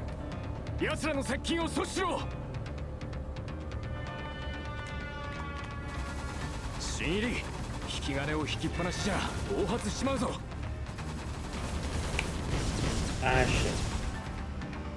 This thing moves so slow. What gives? Yeah, I'm gonna have to do this while dying multiple times, because at this rate, I'm not gonna be able to survive. Because it moves so slow. It only moves one direction at a time.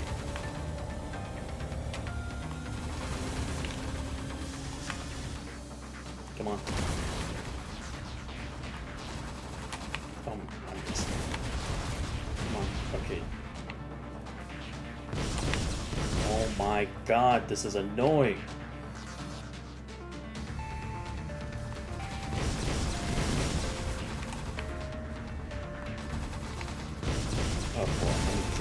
firing, I can't actually shoot. This actually is kind of annoying.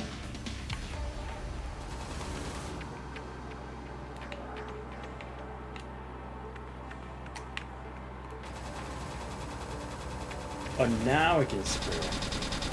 But to a certain extent. Come on. There we go. And now... Is it, can I just deploy a shield or something? Nope. Okay, good. Just need this last one.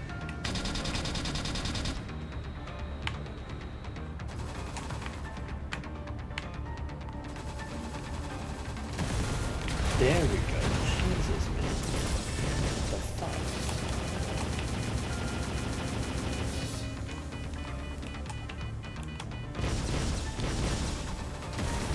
Oh my god, this sucks.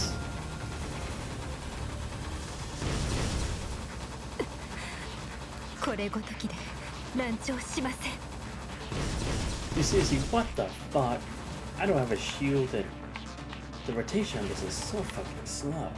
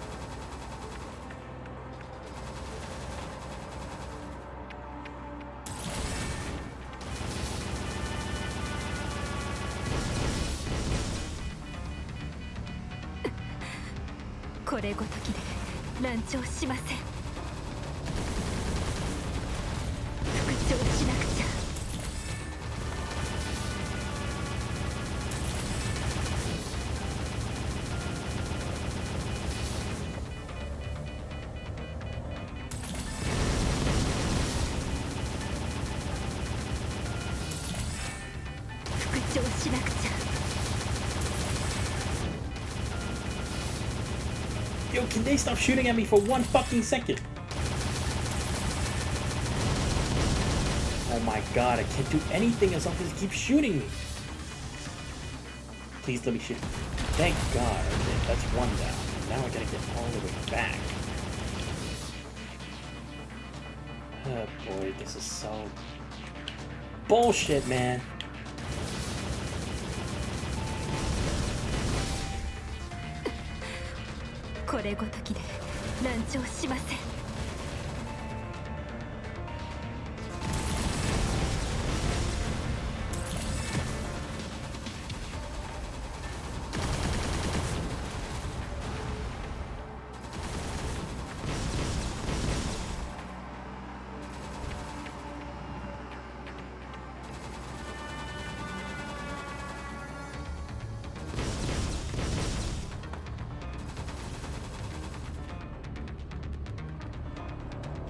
大型侵食隊だ。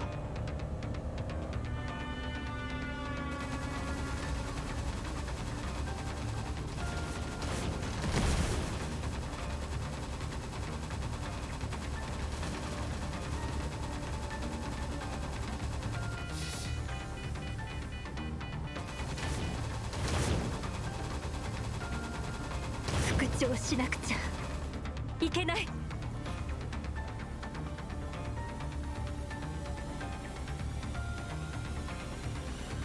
いけない。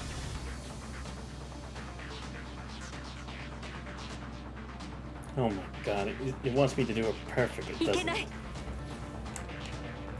Yo! You're trying not to press it early, but it's like, I'll fail otherwise. There we go. Fuck me.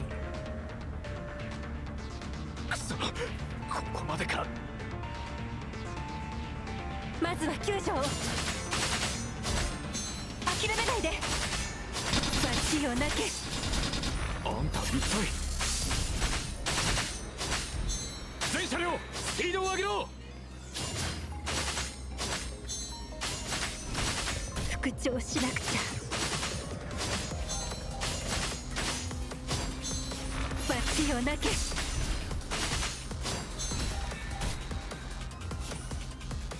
罰をなけ。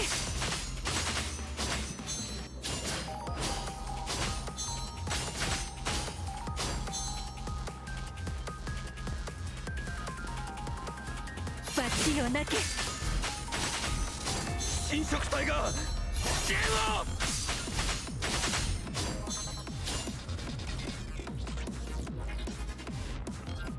罰をなけ。復唱しなくちゃ。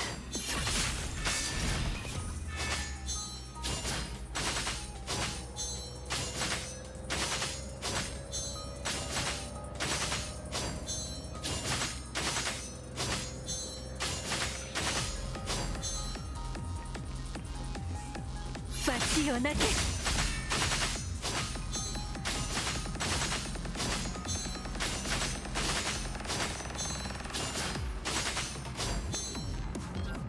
気をつけろ。あいつはもう持たん。このまま駆け抜けるぞ。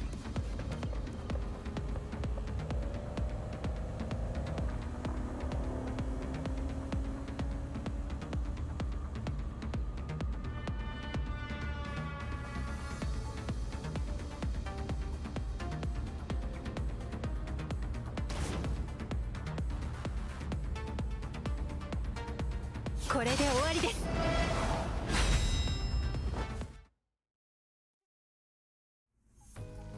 Oh my god. Dude, that gun part was so fucking annoying. Like, see, you guys have no idea. Because sometimes it's like I can hold it in the direction and move forward, but it went slowly. Other times it's like I actually had to like flick the control stick over and over for the...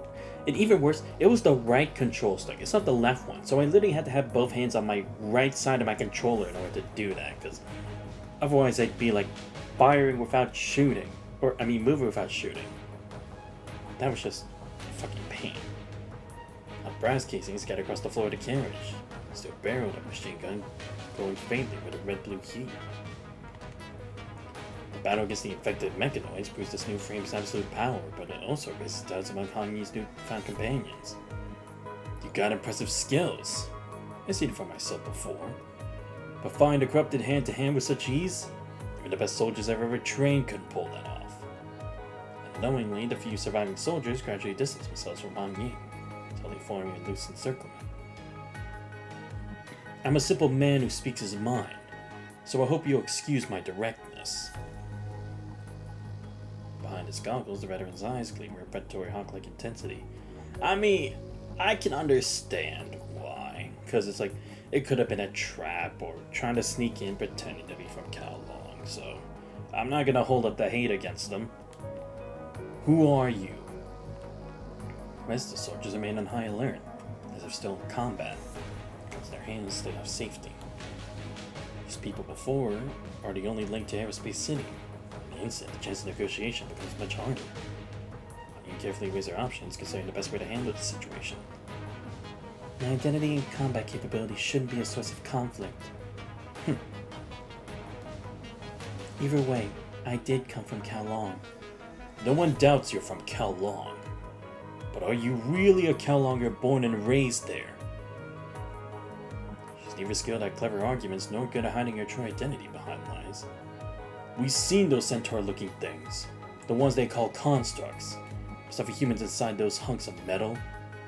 Can they even be considered human anymore? You might look human, but if you're one of those things, I'm not a threat to any of you. Han Yin carefully sets her weapon down in the same spot and takes a step back, a gesture meant to show she means no harm. She has anticipated this reaction after sensing their hostility towards mechanoids earlier. Prejudice against mechanoids naturally extends to constructs, whose bodies aren't made of flesh and blood. Still, she has no desire to treat these humans with hostility. The chocolate in her pocket still carries the warmth from the girl who gave it to her. The Force is quite dangerous. Are you sure you want to waste time lingering here? Even though I'm not human, I can still help you with my combat abilities. We wouldn't dare trouble someone like you. The veteran signals his men to step back. As he's about to continue his interrogation, static-filled voices crack into his walkie-talkie, forcing him to put the confrontation on hold. Transport convoy here. We have a situation. What's your status? You reached the ambush point? Do not engage. I repeat, do not engage. Whatever the other party says catches the veteran off guard. Highly sensitive audio receptors pick up the fragments of the governor and numerous mechanoids. Copy that. We're on our way. Sorry about this, but whether you're a construct or some new tech we don't understand, we can't take any chances. Your ability is getting out of here shouldn't be a problem. But next time we meet, things might not be so peaceful. Keeps his eyes narrow and vigilant, only boarding the vehicle after ensuring all his soldiers are inside. What in the world happened in Aerospace City? She can sense it. These are soldiers' cold indifference as a more dangerous brutality. But after that incident broke out, under Spikehead's leadership, the Mechanoids executed the former research director. And Spikehead installed a traitor as the governor and firmly took control of the city. Then those Mechanoids started tormenting everyone with their 24/7 non-stop work demands, forcing people to rack up work hours in exchange for food, clothing, and other necessities. They couldn't care less about the elderly or children. You don't meet the work hours, they'll let you starve to death. Who would have thought that we'd end up fighting our own Mechanoids? What kind of incident happened there? What could have happened to cause such a drastic breakdown in the relationship between humans and Mechanoids?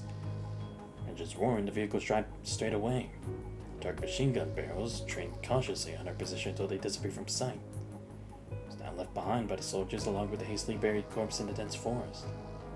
Just now, what kind of urgent situation forced them to leave in such a hurry, without even properly bidding farewell to their lost companion? After burying the young girl's body properly, Yu lifts her head to gaze in the direction where the soldiers disappeared. In the distance, the silhouette of the city is barely visible. Perhaps our answers lie within the walls. No matter what happens, she must reach that place first, to find the key Cervantes spoke of and seize that future. Oh, okay, good. I at least got all the achievements from this. Damn, I'm almost 2 hours in and I've only gone through 4 parts. Damn. Lost City. That star-shaped mechanoid seems unaware of being followed. Moves nimbly between holographic beacons, treating the faint red flashes not as warnings of danger, as if they were forming a wide path across the damp soil. Trackers maintain just the right distance from the mechanoid, ensuring there's always cover within the sight to hide behind if needed. As they advance, the vegetation grows increasingly sparse. Approaching open terrain, stay alert. Understood. Just in the mode of the levy gun, Liv cautiously sends it out ahead to scout. When we leave the forest, the entire city comes into clear view. At the end of the tranquil canyon, an expansive clearing unfolds, with steel battlements proudly standing in the heart amidst the mountain foothills. Sentry turrets spiral across the surface of the massive walls. From afar, the orderly mechanical grooves resemble a bird's nest, but you know each recess is large enough to house a full-size spacecraft.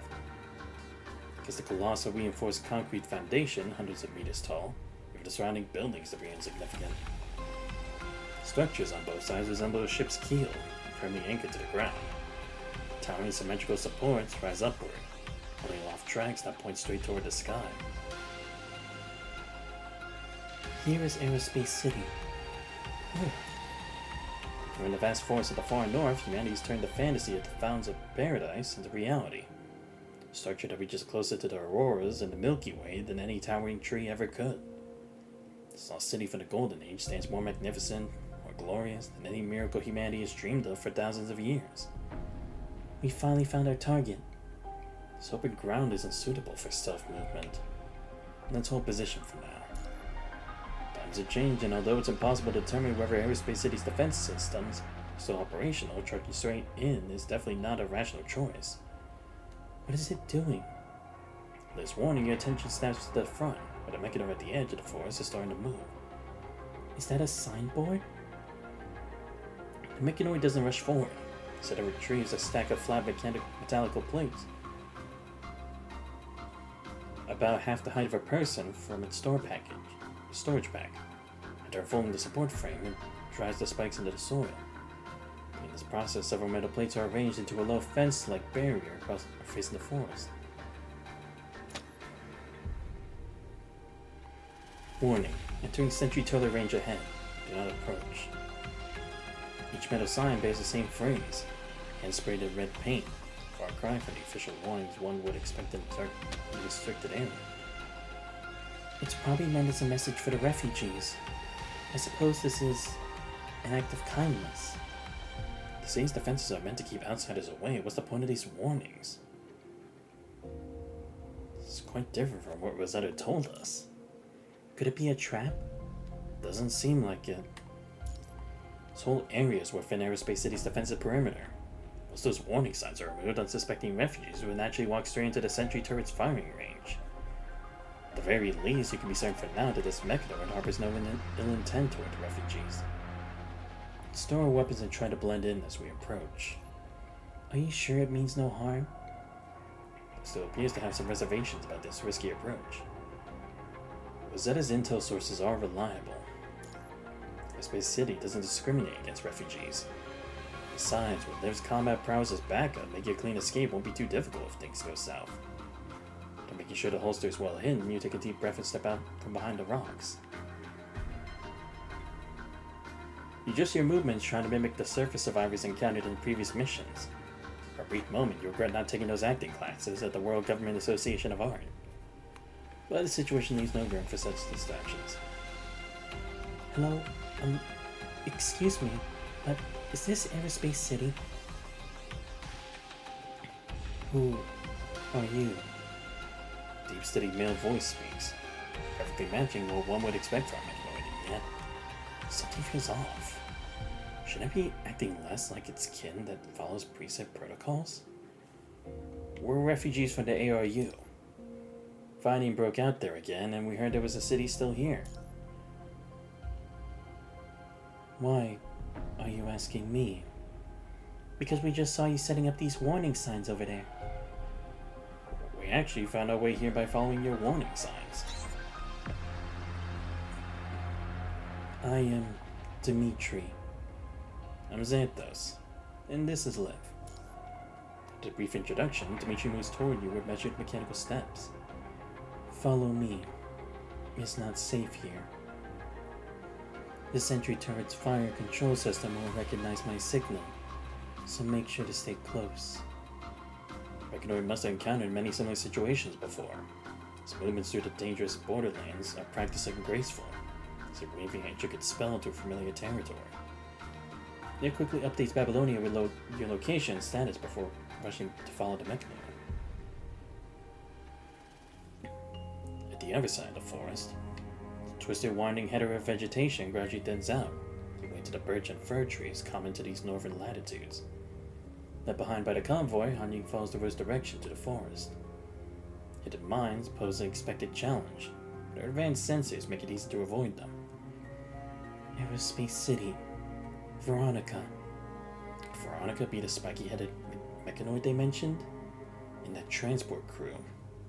Seems wasteful for a resource-starved, isolated city to have all the soldiers' rifles loaded with armor-piercing rounds. Tense atmosphere doesn't match what should be a routine transport mission land. She cannot understand humans like those soldiers. Their indifference to a fallen comrade, the reluctance to even properly bury the dead, isn't like any human she's encountered before. Is something wrong with Aerospace City itself? Or is there something else? A sharp crack echoes from the other end of the forest, the sound of a bamboo pole being split into two. This is far from the subtropical environment suited for a bamboo forest. The perilous minefields is clearly no place for practicing martial arts. It's the convoy from before. The highway leading to Aerospace City remains the only lead, but the encounters along the way blur the lines between reality and illusion. She rushes toward the source of the sound. An eerie silence blankets the forest, as some trees loom into black smoke, their needles swaying gently, trembling as if in fear. The stench of bird rotting wood permeates the air as an unsettling presence closes in from all directions. It's all mechanoids here. Contrary to expectations, she finds no destroyed transport vehicles or human casualties at the attack site. Scorched metal casings lie scattered throughout the forest, staining the moss black. Fractured circuits burst from the mechanical shells and neatly rounded holes, marked the traces of molten damage. unmistakably the work of armor-piercing rounds. Scattered mechanoids emit monotonous buzzing sounds as they're struggling to return to its normal operation, like the unconscious moans of someone on their deathbed. Kowloon General Purpose Autonomous Machine, Tsiolkovsky Aerospace City. Clearly, everything before is the result of those soldiers' unleashed fury. That city is likely tearing on the brink of a total collapse. When you surface the place, searching for potential clues. This is... Despite the physical damage, the indicator lights on the elongated mechanical structure still flicker faintly, and the thoughts that once pulsed through its processing circuits. Hanyi moves in for a closer look and suddenly realizes his metallic arm buried beneath the wreckage. At the end of the prosthetic limb, human skin is faintly visible, pulsing with a bluish tint. A human?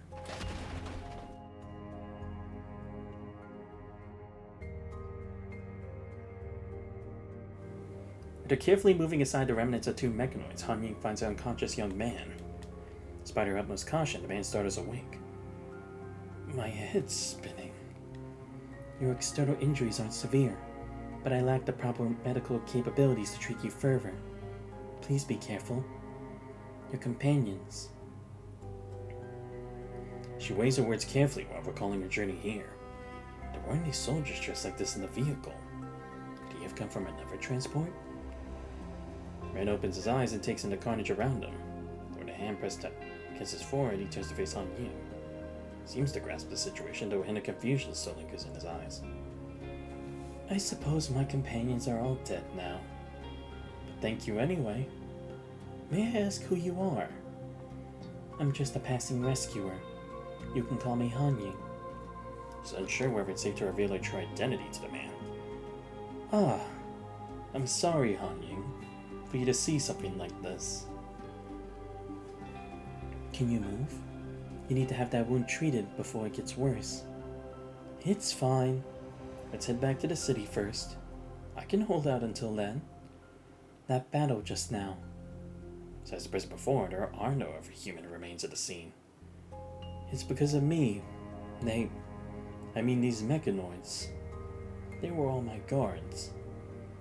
Our man breaks into a heavy fit of coughing, seemingly having suffered severe internal wounds.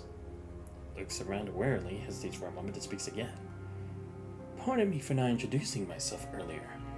I'm Alexa, the current governor of this city. Those soldiers were humans who deserted from Aerospace City. He suspected me of being a traitor and attacked me, hoping to reclaim the city for themselves. These... are they all gone? Over his own wounds, Alexei's eyes linger on the fallen mechanoids scattered across the ground, his face etched with sorrow. Some can still be repaired, but the others... Even for mechanoids, a destroyed core means death, just as final as it is for humans. And this is all my fault.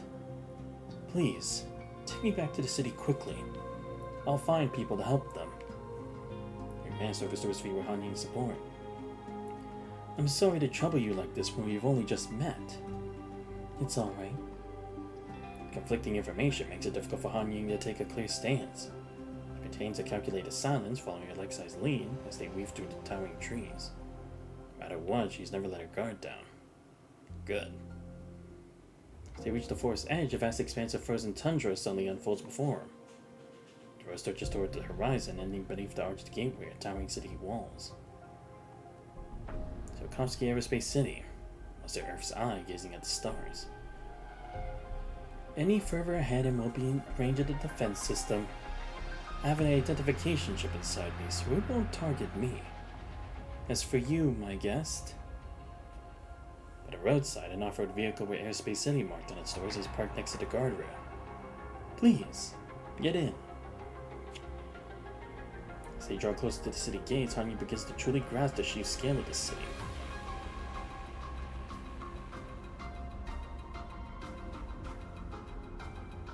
The city walls, studded with sentry turrets, cast their shadow across the highway, soon engulfing everything in darkness as they blot out the sky completely.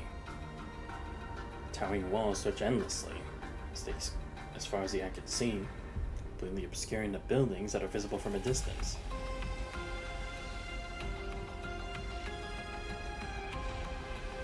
Whatever vehicle soon reaches the checkpoint. Alexei's influence allows his unauthorized passenger to pass through the mechanoid guards with ease. As they cross under the archway, the city's interior finally reveals itself in full view. Here we are, at Aerospace City. A peculiar expression crosses his face, pride and sorrow intertwining in his features. Small groups of mechanoids traverse the entrance plaza with mechanical precision, their movements perfectly coordinated yet devoid of any semblance of life. Suspended atop concrete pillars and massive machinery, the ground-based deck resembles a launch rail.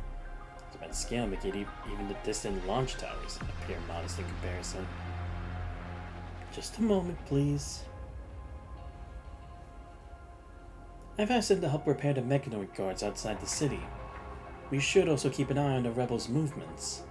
We can't let them harm any more people. Of course. Now then, allow me to give my guest from Kalong a tour of the city. Are you sure you're alright with those injuries? It's fine. Dealing with the rebels is more urgent. And besides, I want you to know what really happened here. Flicker of shadowy unreadable intent passed through the young man's violet eyes. Along every street, they spot facilities resembling residential buildings. Dilapidated letterboxes hang from the walls and porches. The structures appear to be where the researchers once lived. The entrance halls, which should be bustling with activity, now stand in dead silence. No footsteps or casual conversations echo through the corridors. The windows remain devoid of any curious human onlookers. Stiff-moving mechanoids frequently pass by on the sides of the road, swiftly driven by their programming to execute urgent tasks. Too busy to spare even a moment for the lifeless streets of the dead city. Just like busy pedestrians, aren't they? I understand your analogy, but where are the human residents of this city? According to the human soldiers outside the city known as rebels, the city is not as deserted as it seems. You mentioned the human rebels earlier, so... no need to worry. You'll meet them soon enough. Stories from the cargo crew soldiers are incompatible with the statement of the self-proclaimed governor of the city. The young man shows no rush to explain himself, instead taking his time instead of proudly presenting a prize creation. Arrive at a street corner where a platform-like structure stands. The mechanoids dock their full power cables from the charging stations, plug them into ports on their sides, and flip the power switches. You suddenly realize that what looks like a rain shelter above the platform is actually a solar panel array. Have these facilities always been here in this city? Yes. Every time I see these facilities, I'm amazed by how automated this city is. Those who gaze at the stars despise nothing more than the gravity of mundane daily life. That's why it's only natural to leave the menial tasks to machines. It's a shame I was born after the calamity. I never had the chance to, like my predecessors, to devote myself entirely to scientific research. How are things in Kalong? Sending a construct like you for reconnaissance. Are they planning to reclaim Aerospace City? Kalong has no such intentions. We just heard some news about Aerospace City from the outside world and came to check on its condition. Though his deduction isn't entirely accurate, Han Yin finds herself secretly impressed by Alexei's keen observation skills. As you can see, your secret won't cause any panic around here, so you can relax. So tell me, what exactly happened at Aerospace City all these years? Hold on now. Let me tell you a story. He turns a corner, he fixes his gaze ahead and slowly begins to speak. There was once a professor who gathered all the students at his institute to the plaza one morning. Is this a story about the past of Aerospace City? In a way, yes. But for now, let's just treat it as a story being told, miss. The students discovered a lawn covered with orange markers, dividing the entire field into neat, dense squares. Exchanged puzzled looks, wondering what the professor could be planning. After everyone took their position in their designated squares, he addressed the student in the center of the front row. If I give you a number that starts with 1, relay it to the person on your right. If it starts with 0, relay it to the person on your left. For numbers starting with 11 or 00, pass them to the person behind you. Everyone else should follow the same pattern. Sounds like a pretty straightforward math game. Indeed. The sounds of numbers being called soon filled the entire field. The students had no idea what they were doing. 2 hours later, exhaustion had set in. Many students were sitting on the ground, some even lying down. They only engaged their minds briefly when it was their turn to relay a number. Oh, wait. Hold up. Are they actually making a statement with zeros and ones? Because by making sure it's all different, there would be a set of 0 and 1s that would be created from that, right? So it's creating like a code. Finally, an exhausted student carelessly passed the numbers starting with 1 to the person on the left, then left the field in frustration. I'd say the game's over, but not in the way the students thought. The next day, the smarter students asked the professor if they had been practicing binary compilation the previous day. However, they thought those numbers were complete gibberish. Yeah, see, that's what I was thinking. I thought it was binary. Right. I'll be honest, I completely forgot it was called that. But it was like, I took a computer class one time before I dropped out of it later because I was like, I don't really have that much of an interest in it. But I learned at least a bit in the fact that it's like, you could make stuff from like zeros and ones. The professor did not answer, but instead smiled and said a sentence in a foreign language. Great works are built by countless effects. No one understood, so he translated the sentence for the students. The professor announced to the students that the binary code they had ultimately produced the previous day was exactly that foreign sentence. Effect sounds a bit odd here. Maybe it should be another word instead. But their first reaction was one of shock. None of us understood that language, yet we still completed the translation. The professor smiled and asked, "Do you still think your past selves from yesterday were game participants with independent thoughts? I believe one of you made a small mistake," he added. That phrase was actually meant to talk about efforts. Then he turned and left the classroom. Lexi doesn't say anything more while Hanying stays quiet. It's unclear whether she truly comprehends his intentions or not. Governor leads his guests through lifeless streets into what appears to be a plaza. Before they know it, they find themselves directly beneath the concrete base. Even when they look up, they can barely see the edge of the launch track at the top. Lexi brings the vehicle to a stop. Look, these are the foreign inscriptions imposed upon Aerospace City. Ever since entering the city, it sounds as if his wounds have been healed by this place. He eagerly shows Han Ying around his magnificent fortress, his enthusiasm evident in every gesture. Looks like a takeoff runway, but this one's built for spacecraft the size of heavy starships. Suddenly, she recalls the Project Arc file she once ran the Great Tower's database. The fusion-powered Dawn 3 spacecraft launched at Platform A3, or A31 of Aerospace City. To complete its assembly at the International Space Station, it gradually accelerated to near-light speed, venturing into deep space beyond the solar system. However, the Vanguard ship built by the Church was far more massive in both size and mass. The space station long destroyed, there were no orbital transfer stations left to use. To make the Vanguard ship break free from the constraints of natural laws directly from the surface, a launch method of equal magnitude was required. And back then, what they planned to use was a magnetic accelerator track for spacecraft. Carlong's code name for it was Bifrost. Oh, so that's what Bifrost is. The researchers who relocated here carried out the Science Council's will, even as the world outside turned upside down, even as their dreams of reaching beyond the atmosphere faded into delirious whispers. They continued their counting game without understanding its meaning. You see, they are no different from the students unconsciously playing the role of computer components. Ending the game is an act of mercy, especially for the mechanoids who've been playing along with them. We've given Bifrost a new meaning, in a much more efficient way. Several transport vehicles are parked by the garage beneath the base. The drivers, shoulders slumped with exhaustion, hop down for their cabs and call out to their companions in the cargo holds to begin unloading. It's the first time Han Ying has seen humans since entering the city. The cargo containers bear no markings, but they clearly aren't from the city. Shapes are too random and disorganized for a city built on standardized modular components. These transport vehicles are identical to the one that carried our incubation pod. This means the key is likely hidden among those cargo containers. While mechanoids are confined to the city due to the punishing virus outside, Humans remain unaffected by the virus that rages through circuits. See? A perfect division of labor. But they don't seem satisfied with that. Their discontent is understandable. Give the starving bread today and they'll demand steak tomorrow. All the mechanoids want is a charging station. You can still be friends with them afterwards. I guess so, because... Look, I'm not gonna say this whole system is completely right, but... Yeah, there will be human selfishness every now and then that would be like, hey, I want more, when it's like, right now we should focus on basic necessity. I mean, I can't really speak for that, because I feel like I'd be one of those selfish people myself, but...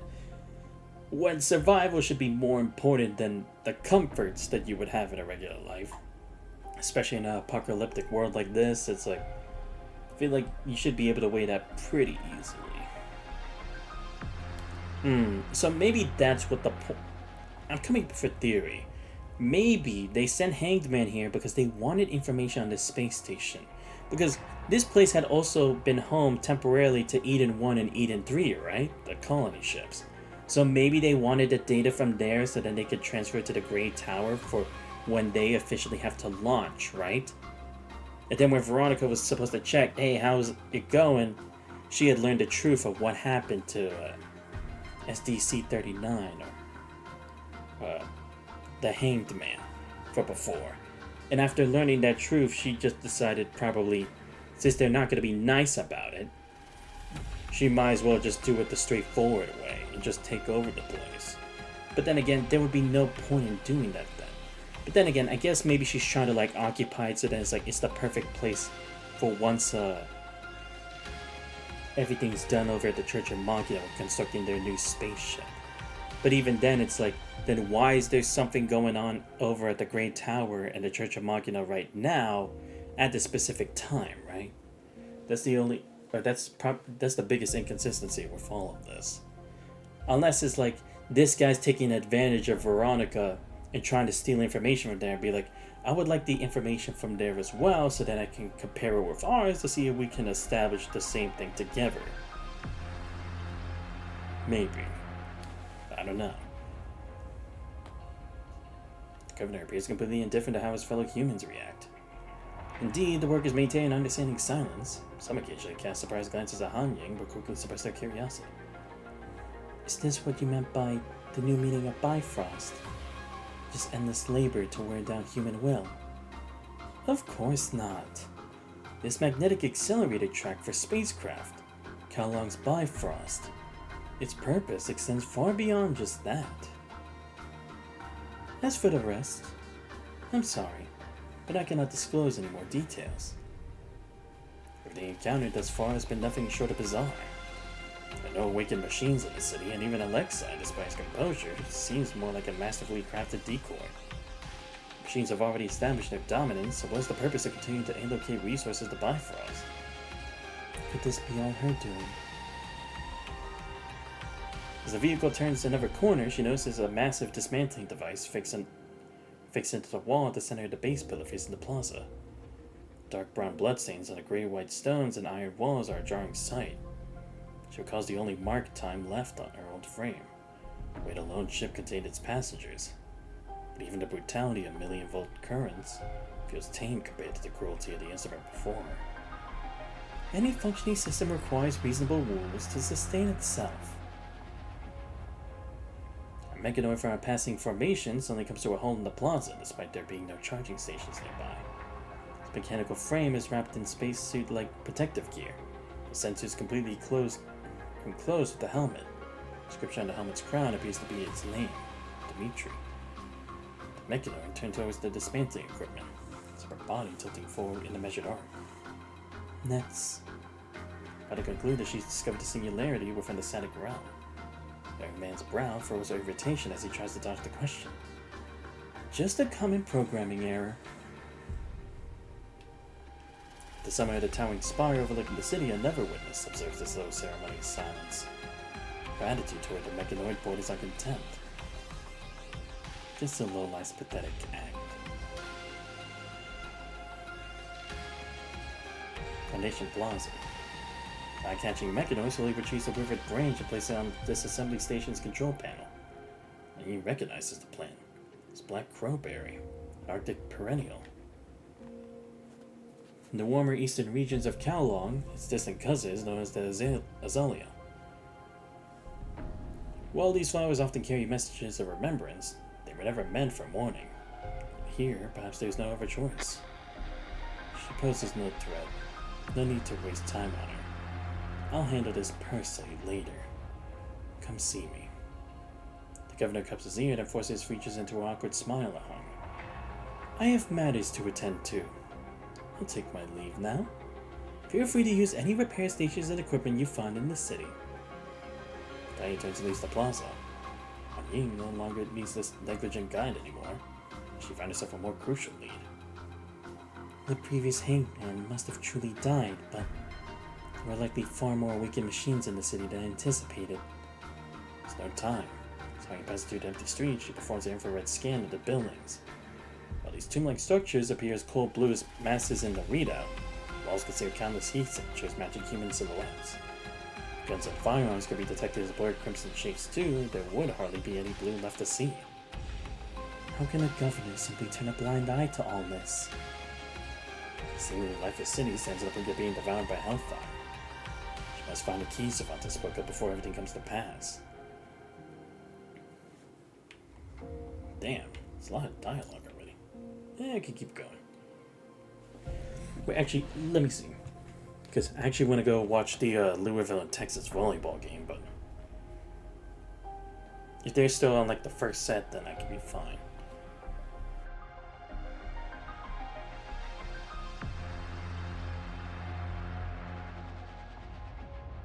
Okay, never mind, they're good for now. I could probably stay for like 1 or 2 more parts. Grammy protection. Come see me. For a moment, his mind drifts into a daze. The cold wind bites sharply as he doubles over, coughing. The winds from the earlier attack begin to throb with a dull ache. Did I black out again? The voice through the comm carries a hint of impatience. Got it, Veronica. Further instructions came from the other end.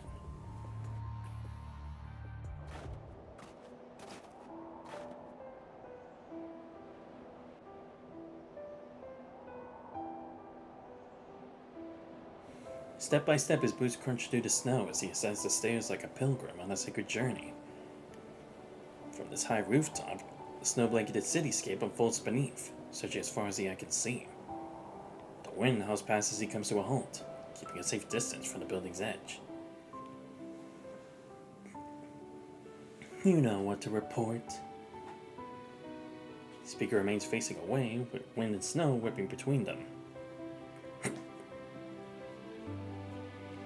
Humans continue to sow chaos here and there as usual. There's almost imperceptible complexity in his tone now, making him seem like a different person from when he entered the city not long ago. But I haven't heard anything about the usual chaos requiring you to leave the city yourself. The woman on the rooftop turns around, so expression as frigid as the winter air around her. You're hurt. Was it the humans' doing? Nexai turns his head, revealing several distinct bullet holes and scratches on his mechanical arm. His hand instinctively tightens around the mechanoid memory units, so he's been desperately trying to protect. It's just a scratch. Only the prosthetic part was damaged. Wandering into a crossfire zone for no reason. Were you trying to get yourself killed? I was trying to bring back some deactivated mechanoids in that area. You know, I am the best mechanist in the city. And my kin had to sacrifice themselves to protect you. I'm sorry. I didn't expect those rebels to show up. I managed to preserve their memory units, though. We can just connect them. Is that all you have to offer as your explanation? Veronica, tell me the truth. When I regained consciousness, I was already outside the city. It's been happening more often lately. Maybe it's the rejection for the mechanical parts. You should have learned your lesson by now. This isn't the first time. I'm sorry. I will. Before you finish, Veronica's features harden, evidently Oh, so it's like he's getting replaced with... He replaces his parts with other parts from other mechanoids. And doing so, a part of like their mind is still maintained in there. So that's why he's developing different personalities from all those others. It won't happen again, Veronica. When I snapped out of it, I was already in the city with that person from Kowloon. Given how tense things have been, I shouldn't have... Hold on. It's happening again. Faint sounds of gunfire drawn to relentless howling of the blizzard. Wait for me at the administrative hall. Turns his sword toward the source of the gunfire. It can't go on like this, Veronica. Both humans and mechanoids have suffered far too long in this endless cycle of conflict. Increasingly frequent clashes only seem to prove that. Now the sound of gunfire rings out dangerously close. You see it now, Alexei? This is what your beloved fellow humans are truly like. As erupts on the streets of the once orderly mechanoids start to flash warning lights, electricity crackling through their metallic frames. Humans really makeshift weapons emerge from the shadows, ready for confrontation. Head back to the administrative hall and tend to your wounds. I'll handle the situation here. Don't worry about that Kowloon person. I'll take care of her by myself. With her parting way to Alexei, Han Ying walks alone through the snow-dusted streets. Most mechanoids in the city seem to merely follow their preset programming, or perhaps they're acting on someone's directives. She finds that aerospace mechanoid from earlier rather peculiar. Despite there being no charging station, it stopped on its own and bowed toward an execution ground. Such behavior resembles that of an awakened machine. If she could just talk to it, she might learn more about the city. She's in dire need of comprehending this city and locating the key left behind by Sage. She glances back to where the aerospace mechanoid had previously stood. The space now lies vacant. It left? But... Sparse footprints speckled the snow-covered terrain akin to droplets of ink, trailing off like ellipses. Following the prints in the snow, she weaves through several alleyways. The shadows cast by buildings diminish steadily as the footprints meander across the uneven landscape, ultimately vanishing at the blink of a hill. A sharp scent of rust cuts through the air as she realizes the rugged terrain is not that of a hill, but rather that of a graveyard. A mechanoid graveyard. Rusted steel beams lie entangled beneath the thick snow, masquerading as an ordinary hill. Chemical limbs protrude defiantly from the snow as wandering mechanoids scavenge for compatible parts. Collecting, installing, discarding, honestly repeating this desperate cycle. Oh right, because they are always trying to get scrapped parts. Because it's not like they can just get a stable set of like metal and plates and stuff, like Babylonia, Actilec, and the others get. Is this the only way they can repair themselves? Will we meet again? Following the voice, she looks over to find a mechanoid who, instead of using the debris for self-repair, is arranging the fragments in the shape of another mechanoid atop the ruins. We promised. No matter how well assembled, the shell without a core will never move again. The mechanoids seem to refuse this reality, stubbornly fitting parts into the shells. Like a silent prayer, their signal lights flicker on and off again and again. There won't be any response anymore. We promised. Will we meet again? The little mechanoid busily repeats its task with mechanical precision. An overwhelming wave of sadness suddenly engulfs her. She feels as though she's become that empty shell herself, forced to witness her kin assembling her over and over, endlessly waiting for a return. Such endless waiting must be so painful. Synthetic tears trickle from the female mechanoid's eyes as she sits down gracefully in the falling snow, slowly raising the instrument in her arms. May this melody bring you some solace. Fingers gently pluck the strings, the melody flowing into the distance. The mechanoids, captivated by the music, slowly gather around her like children listening to a bedtime story. The falling snow envelops the mechanoids in a frosty coat.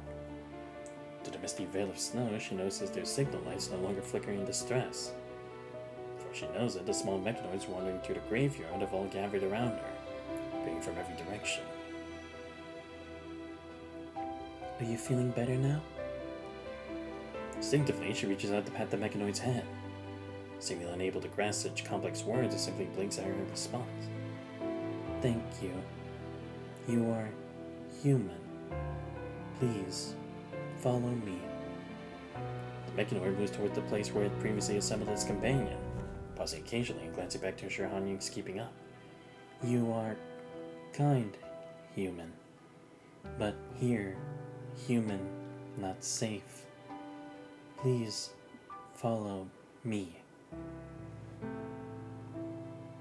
This is... The path gradually levels out. Scattered footprints appear once again in the snow. Her enhanced optical sensors quickly discern the footprints. They belong to the mechanoid from the Foundation Plaza earlier. Where have you been? I went to the Foundation Plaza. Is it nearing that time of the year already? Thank you for always doing this for me. She glances at her wheelchair, a bit of a smile crossing her face. Miss Eula, no thanks are necessary. I was also paying my respects to my kin. As the rebel gunfire draws closer, Yulia's smile fades, expression turning grave. The clashes between human and mechanoids have been getting more frequent. The city hasn't known peace for a while now. The girl remains silent, seemingly waiting for something. Yuji's shoulders slump, a small frame betraying a hint of resignation. I'll try to stay inside as much as possible these days. I don't mean to blame you. Having received his promise, the young girl breathes a sigh of relief. You don't have any combat capability. It's dangerous for you to be involved in conflicts. And... glances toward a corner of the factory where a figure in pale pink busies herself amidst the bustling crowd. I don't think we can take in any more guests here. Another case of hypothermia. Thank goodness I brought extra portable heat sources. Katina, your wound is still worsening. The treatment might sting a bit. Thank you. I didn't know you had such impressive medical skills. Could you please take a look at this kid? He won't stop crying and I'm worried he might be sick. Of course. Seems to have a fever too. Do you have any extra clothes? Under Liv's gentle care, the child stops crying, settling in another small bed in the corner. But Miss Eula, those two refugees are helping us. Those two aren't refugees, Daima. That woman with white hair is a construct. Despite their attempts at disguise, Yulia recognizes the hair clip on the woman's head for what it truly is, an Imra device.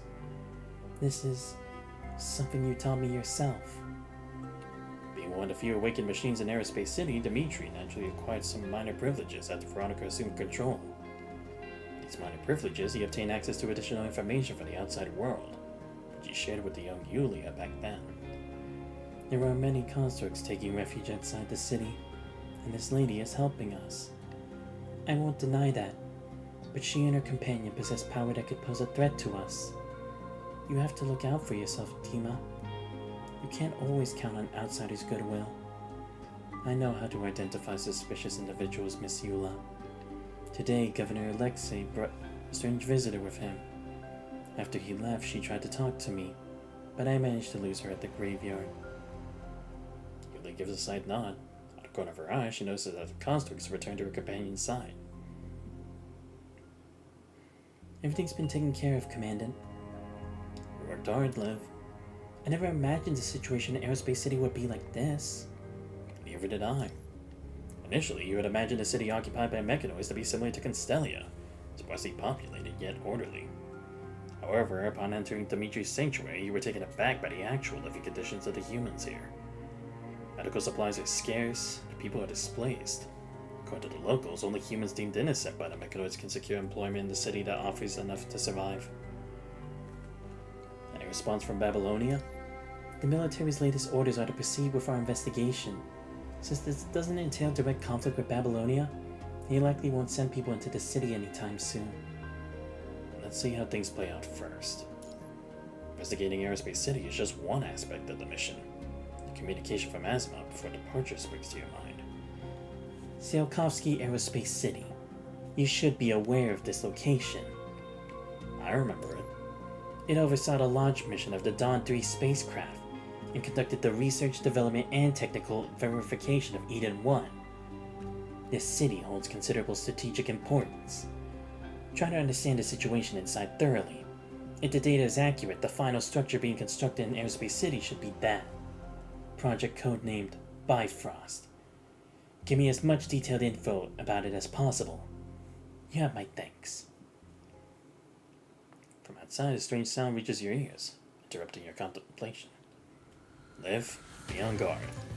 Understood.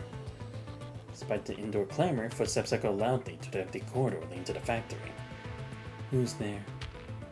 Dima, hide yourself first. Not many know about this place. I'll stay to check if they're friend or foe. You need to hide, now. No, Miss Eula. You should go first and maximizes his voice output capacity and shouts toward the crowd. An unknown signals detected, or detectives approaching. Please take cover. That erupts through the crowd as people push and shove their way toward the emergency exit.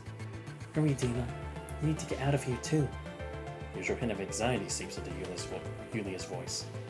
She prompts the mechanoid beside her, all the while drawing a gun mounted on a wheelchair.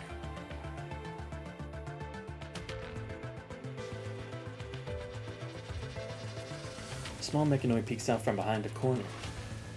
Nia, it's you. The crowd, seemingly acquainted with the small mechanoid, starts to stir back to life as the iron door creaks open wider. Pardon my intrusion. A woman in traditional Kowloon attire appears before the crowd.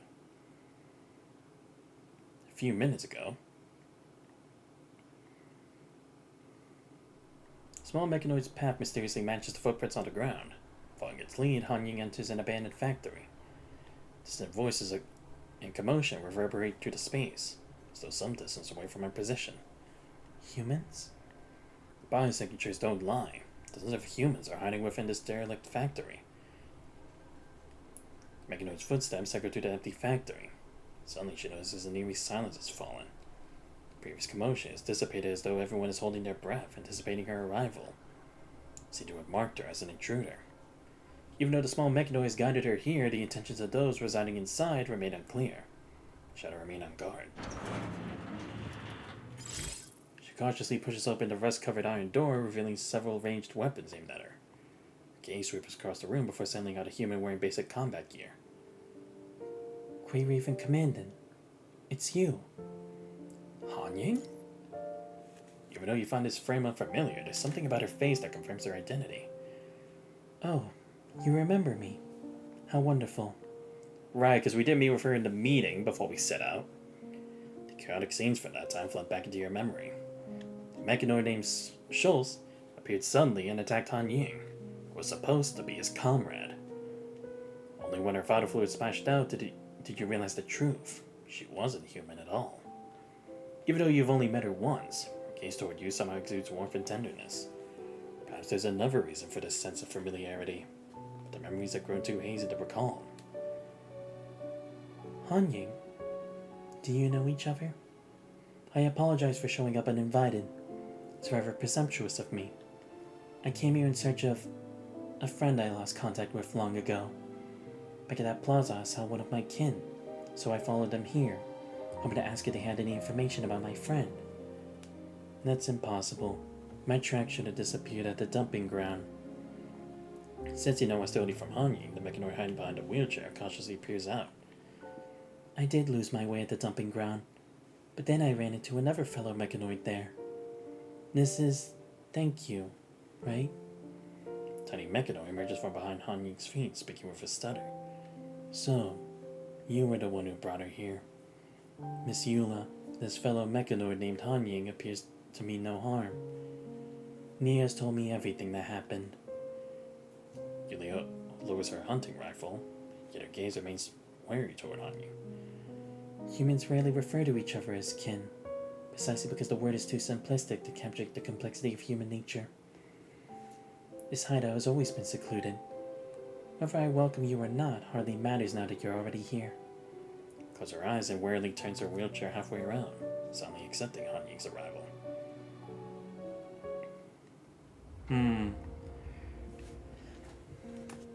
Let me check how the game's going right now. If it's still in the first set, then I can go one more.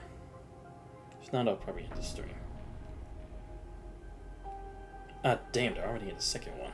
Damn. Shit, I really want to do a bit more because there's 17. Nah, fuck it, I'll just do one last one, but I'll try to go about it a bit more quickly. Dimitri, the aerospace mechanoid, shifts his gaze toward the frail young girl who was distancing herself from the others. Miss Eula. Knowing our silence approval, Dimitri turns to Han Ying and speaks deliberately. Pardon my forwardness, Han Ying. While I'm grateful for your help with Nia, there are still some matters that I would like you to clarify. Back at the Foundation Plaza, I saw you entering with the city with Governor Alexei. Do you know him? I ran into him in the woods outside the city. It appeared that he had recently been attacked by humans, protected by mechanoids at the time. Then I came to the city with him. He winks patiently as the mechanoid in front of her processes her words for truthfulness. The screen's flickering. Han Ying, thank you for your honesty. A brief green light flashes across Dimitri's screen. It's verified that Han Ying is telling the truth. This could be favorable for us. So the one you're hiding from is Governor Alexei. Alexei. That's correct. But Alexei is human. Why do we have to hide here? Why do we have to struggle so hard just to live? She looks around at dozens of people squeezed into the cramped factory floor.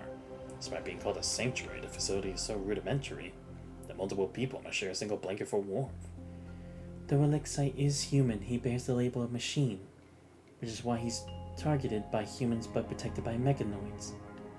He's nothing but a puppet, manipulated to maintain the facade that humans are still in charge of Aerospace City, while acting as a convenient intermediary between the mechanoids and humans. The one we really need to steer clear of is the true ruler of Aerospace City standing behind him, Veronica. Veronica? You know her. Yulia fixes Han Ying with a piercing stare, hand resting ready on a holster gun at her side. Is Veronica the friend you've been looking for, Han Ying? I'm sorry. I never expected things would turn out like this. To be precise, I never actually met her. I only know her by name. She arrived here a long time ago to search for one of our kin. After reporting their death, she was never heard from again. The place where I lived suffered turmoil. When I ended up in this area by chance, I heard some news about her, so I came looking. Though did she know that Veronica was directly responsible for the uprising in Aerospace City? After scrutinizing Han Ying's expression, Yulia gradually lets her guard down. Mechanoids don't lie. While they may sidestep certain subjects or employ awkward evasion tactics, they don't lie. This fellow mechanoid of yours has managed to overthrow the entire regime of Aerospace City and set up mechanoid-led rule all by herself. Since then, there have been minor skirmishes between humans and mechanoids.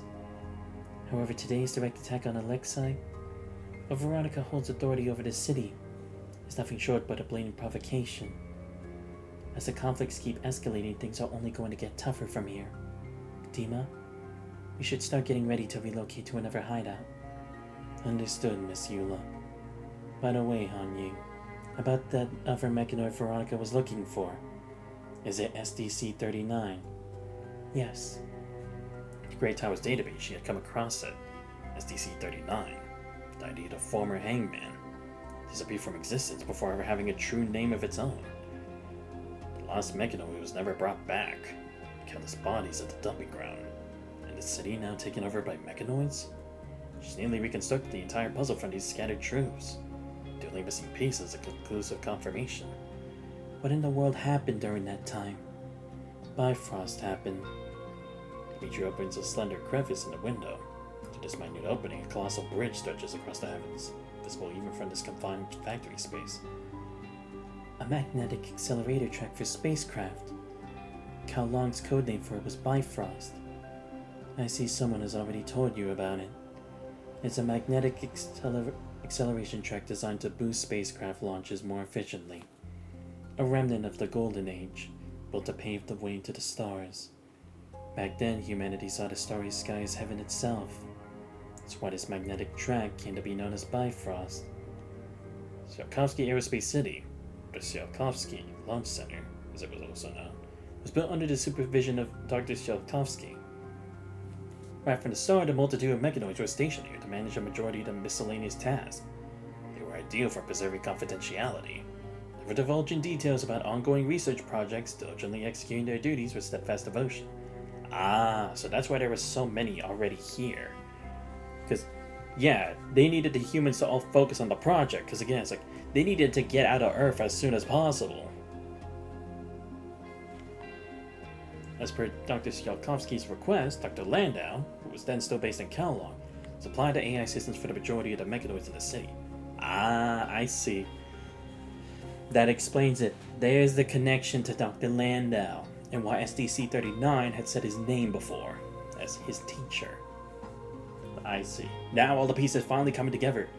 And again, tying into the thing with Villiers, and also Schultz, too. The final test. Initialization patterns dance across the screen as small astronaut-like mechanoids are prepared to power on for the first time. Please repeat the following sentence. The Earth was small, light blue, and so touchingly alone. The Earth was small, light blue, and so touchingly alone. Source Alexei Leonov. You're still as amusing as ever. Professor. Before Landau could give that little mechanoid in front of him a name of its own, he hurriedly stood up. You're finished calibrating dispatch of small machines, right? Care for a drink? Yes, they're good to go. This is the final batch, but Professor, we're still on the clock. Aren't I the one footing the bill for your paycheck here anyway? Come on, there's this drink mixed by a mechanoid that really hits the spot. It's right in your... Still feels weird calling a city named after me myself. Shaking a laugh, the two made their way out the door. I see. The Earth was small, light blue, and so touchingly alone. SDC-39, you're repeating that sentence again. During the outbreak of the punishing virus, SDC-39 swiftly exhibited unusual intelligence, and being inspired by Sage's murals. It all began when SDC-39 voluntarily brought medicine and a glass of water to the deputy director, who couldn't issue commands due to the asthma attack. Later on, people found out that he often sneaked off to Bifrost during his designated sleep mode hours. When forcibly reactivated, Dmitri found himself dragged here once again by SDC-39. My power levels should be insufficient to activate. I helped you recharge. Having awakened earlier, SDC-39 clearly had a better grasp of language. Why? You're my kin, Dmitri. It is my duty to help you. Why here? Though Dmitri struggled to voice his doubts, SDC-39 clearly perceived his confusion. This place. It's beautiful. Just like this. Led to Dmitri's screen, one identical to his own, tilted Dmitri's visual module upward. Stars? Yes, stars. The Earth. What did it look like this from space? A tiny blue star. Once Bifrost is built, we'll be able to go see it for ourselves. We? Yes, we. Humans and mechanoids. We. Wow, okay. That also explains why Leonid was also for, like, he wanted to make peace with the constructs, right? Because Dmitri was also another, or not Dmitri, SDC-39 was an example. I mean, we did see that from his termination, but at the same time, it's like, then it really did seem like they should still have a chance for it, right? Like, he really wanted to urge it. Damn it, I'm dropping frames? You gotta be kidding me. Probably because my room's hot right now. But whatever. But damn, so SDC-39 really was, like, one of the people who best represented Nanami's idea that humans and mechanoids should get along together. After the punishing outbreak, Aerospace City sealed itself off entirely once the central purification filter was completed. With the assistance of mechanoids, the construction of Bifrost advanced rapidly. SDC-39 always worked hard, teaching us many things during work breaks. But humans were too consumed by fear back then to care about what mechanoids were thinking. All they wanted were obedient slaves. Having our own thoughts was an error. Taking our own actions was also an error. Oh, I see.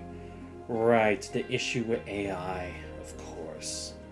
So that's what it was. Because I was like, there had to have been some kind of drive, but it wasn't some big fanatical event that happened. It was just the underlying fear that if they think like us, they could turn against us, just like humans normally do.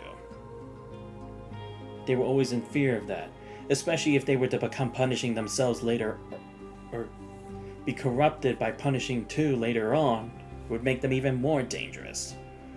Like maybe they didn't know the existence of ascendants, but they probably felt like it'd be even more dangerous for them to become like that later on instead. I see. They took 39 away. He falls into unusual silence, seemingly unwilling to speak more of the past. Suddenly he turns around with a sigh.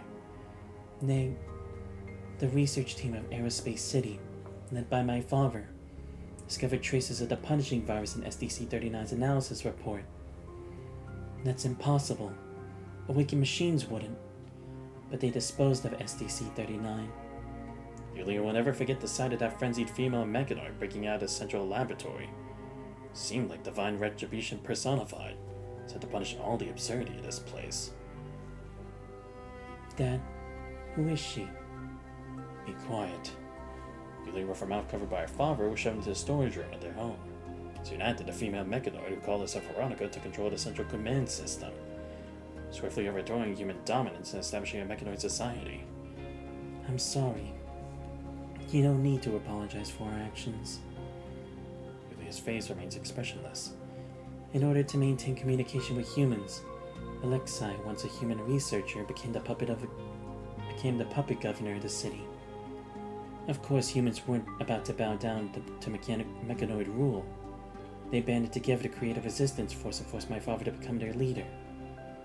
Speaks these words with evident detachment, as if she herself stands apart from humanity. And so we died at the very spot where SDC-39 was executed. Wow. They decided to make him... Wow. That's messed up, man. Because he was the one who was trying to fight for both of it. And in the end, he had to be the puppet leader for them. Because they didn't want to. That's messed up. Sorry. As I said, there's no need for you to apologize. Every wrongdoing must be accounted for, and every action comes with a price. But some tragedies should never be allowed to repeat themselves. She doesn't specify what she's referring to, so I'm gazing at where Dimitri stands in silence. I understand, Miss Eula, but with the ongoing conflicts, many refugees have been displaced. Apart from Aerospace City, there are hardly any safe shelters around here for humans.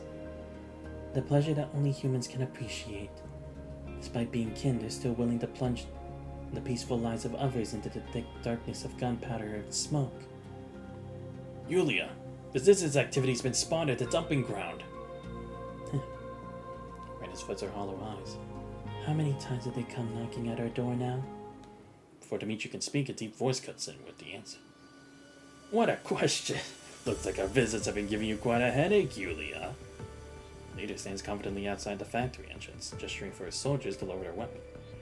Sure, we might have been a bit of a nuisance before. Things have changed this time. Relax, Yulia. No need to be so impatient. But things have changed this time. Relax, Yulia. No need to be so impatient. She mechanically echoes the leader's words. This is your 5th visit, and I've heard that line 4 times already. You bet. That's because I'm quite the persistent one. Let's cut to the chase. A successful strike against Alexei shows that our uprising isn't all hopeless. You clearly have a misguided understanding of what hope means. She's already heard this bad news from Han Ying. I get what you're itching to say. That Alexei is just a puppet and our resistance is pointless as long as Veronica stays in charge. But just like in chess, we need to move our pieces carefully, one step at a time. At the very least, we made a strong move by putting a good scare to that traitor to humanity. In that case, congratulations. I'll take that as praise from our future ally. Yulia, what I'm saying is that your strength is just as crucial. If you join us in the fight, we can move forward together, taking another big step. What do you expect her to do? I mean, sure, she's the leader for all these people with nowhere to go, but what do you expect her to do? You're just gonna make her a scapegoat again. Or make her one just like your father. One piece alone on the board seldom wins. But if we unite our forces, I'm confident we can win this game. I promise you, we won't let the tragedy that befell your father repeat itself. Please. But I'm gonna say he's gonna be pessimistic, but I feel like I know what's really gonna happen. He's gonna put her as leader, say it's all her fault, ask for better treatment, and if they do, they'll give her up, right? Come on, I'm not that stupid. We've seen this kind of shit happen before. And again, you don't have any guaranteed weapon to stop Veronica anyway. My father? His mouth freezes, tinged with a touch of coldness. Yes, Leonid was someone I deeply admired. He fought bravely, putting everything on the line for the future of Aerospace City and all humanity. As his daughter, I believe you carry just as much strength as he did. This noble cause of yours was exactly what pushed him into the limelight, causing his miserable death at the Foundation Plaza. Yeah, you tell him. And now you expect me to join forces with you using the same old rhetoric as back then. Yeah, because again, it's like, you didn't do anything to stop the execution. You just let it happen. How is there any guarantee that you won't do the same to her? What a shame, Yulia. Here I thought you turned us down simply because we hadn't shown enough promising results. But even if you refuse to join us, do you honestly believe Veronica will let you off the hook? Now that we've attacked that traitor, she won't allow humans to live peacefully in Aerospace City anymore. Wake up and face reality. You're threatening me. I'm inviting you to witness the rebirth for Aerospace City. With just a handful of people you have. And of course, there's your group too, Yulia. Citizen steps forward, his eyes gleaming with menace. And that's far from enough. Upon thorough consideration, intervention appears necessary to you. With Yulia at a disadvantage, there's a possibility of a resistance group surrounding the area, putting both Liv and yourself in danger. And who might you be now?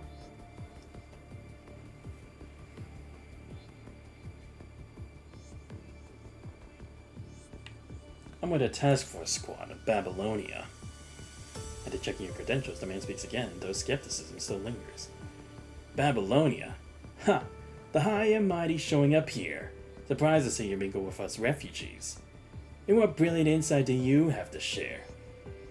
Your strength is nowhere near enough to stand against the mechanoids at Aerospace City. Apart from Veronica's combat prowess, the refugees armed with these rudimentary weapons would likely be torn apart by the mechanoids long before they could even reach the central district. That's true.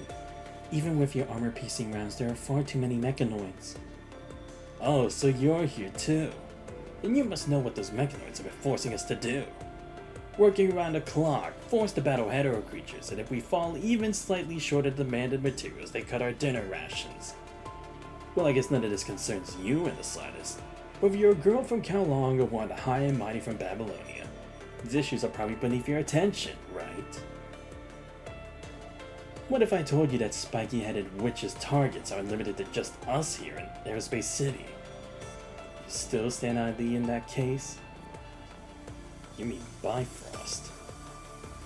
As expected of a Babylonia officer. Sure, it's a magnetic accelerator track, but no one ever said it could only launch spacecraft. Ah shit, yeah, I'm starting to see what the issue would be. I'll be frank. I'm afraid that Veronica plans to activate Bifrost to launch a Vanguard fleet to strike Babylonia. Just as I thought. Is that the comms? Yes, Commandant.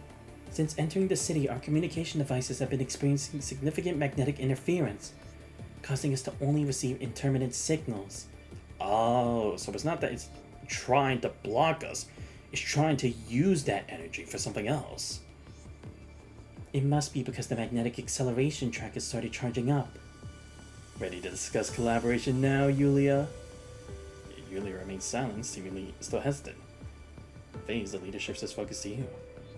What about you folks from Babylonia?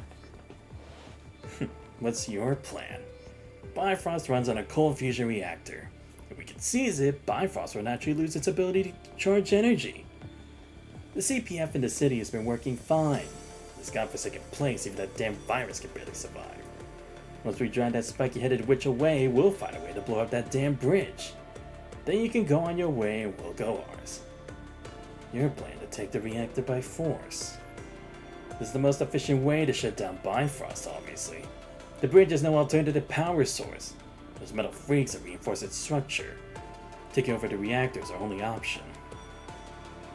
If the clash gets out of hand, won't the reactor? Nothing comes without risk. And here, we can only choose the lesser evil. Or would you rather watch them strike Babylonia using Bifrost? It's clearly a third option. Maybe we can still talk things out with Veronica. Talk things out? You're human too. She won't offer you any special treatment simply because you're not a local. Not everyone has the luxury of talking things out with her like that traitor Alexei. Even having one human pup is one too many for her, let alone more. I might not have the luxury, but... The gaze locks on the Kowloon Guard Mechanoid. While no official alliance has been established, an unspoken understanding appears to pass between the two of you. I don't buy these diplomatic games. The only thing I believe is an armed backup. I would stand to see another traitor to humanity in the city. But a military operation to shut down the reactor has a failure rate of 73.23%. In these few days alone, numerous lives have been thrown into suffering. Many humans and mechanoids have died because of your resistance. This city is too small for a real war. And our hearts are just as small, with no room for grand notions of peace. All I know is how it feels to work yourself to death, or to still go hungry. All I know is how it feels when the Mechanoid Guard cuts our rations for just falling 500 grams short of the daily recycling quota. All I know is how it feels to watch a young recruit die right before my eyes barely days after she joined. I just want to drive Veronica out and take back the city that's rightfully ours. That's my answer. That's my sincerity right there. Now it's your turn to show some real sincerity. Bifrost charges in phases. Once this phase ends, the magnetic interference will disappear. That's when you can reach out to Babylonia for reinforcements. Don't wait until it's aiming at Babylonia to regret your choice. Drawing his weapon from its holster, the resistance leader turns and walks away in silence. The followers close behind. Silhouette creates a striking image against the backdrop, something like straight from an action movie. In his mind, he envisions himself as the hero who can move mountains and change the times. The bullets as his light, he should have shattered the darkness and delivered salvation. Boss, why are you being all nice and saving those Babylonia bigwigs? Even if we shut down the reactor, it won't change the Mechanoids' hold on power. If anything, they'll just come down on us even harder. They claim they're from Babylonia. Regardless of which force they belong to, Babylonia won't stay quiet once they activate Bifrost. I'm unsure about that person's identity, but once we pull in Babylonia's reinforcements, they'll be in this whether they like it or not. Do you really think they'll just stand back and watch Aerospace City fall to the Mechanoids? When the time comes, we'll wipe out all these Mechanoids in one fell swoop. Dimitri, Veronica, all of them. This place must be ruled by humans. To hell with those cursed supplies for the damn bridge! How's the collection of supplies for Bifrost going? We still need 43.89% more to meet the required fuel supply. Additionally, we're missing some composite materials. The last batch helped cover some of it, but we're still short about 20%. Send out the cargo teams to search for more.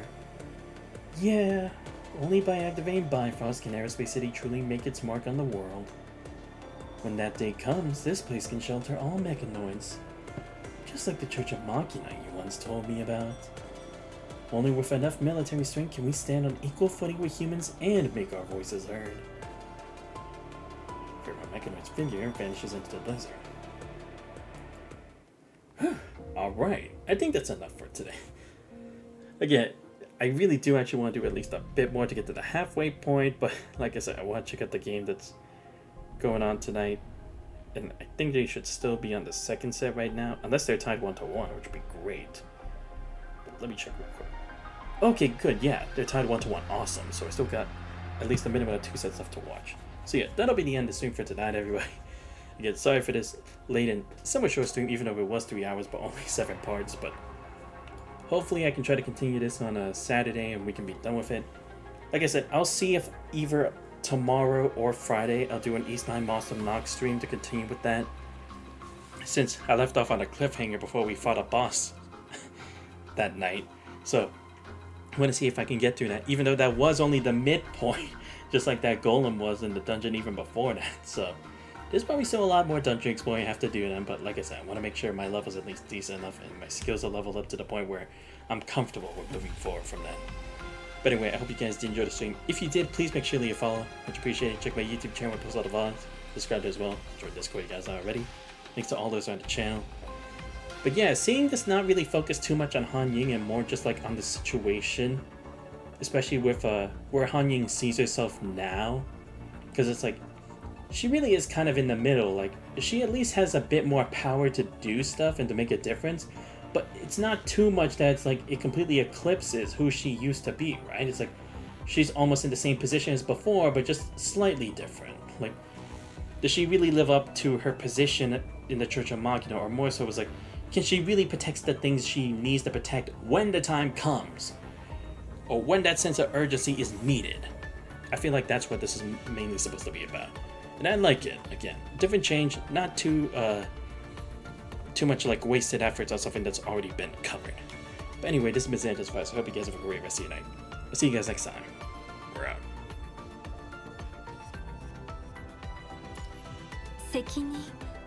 どんなに疲弊しても仕事を続けること。あなたが休まない限りずっとそばにいますから。うん、絶対にです。それが私の責任。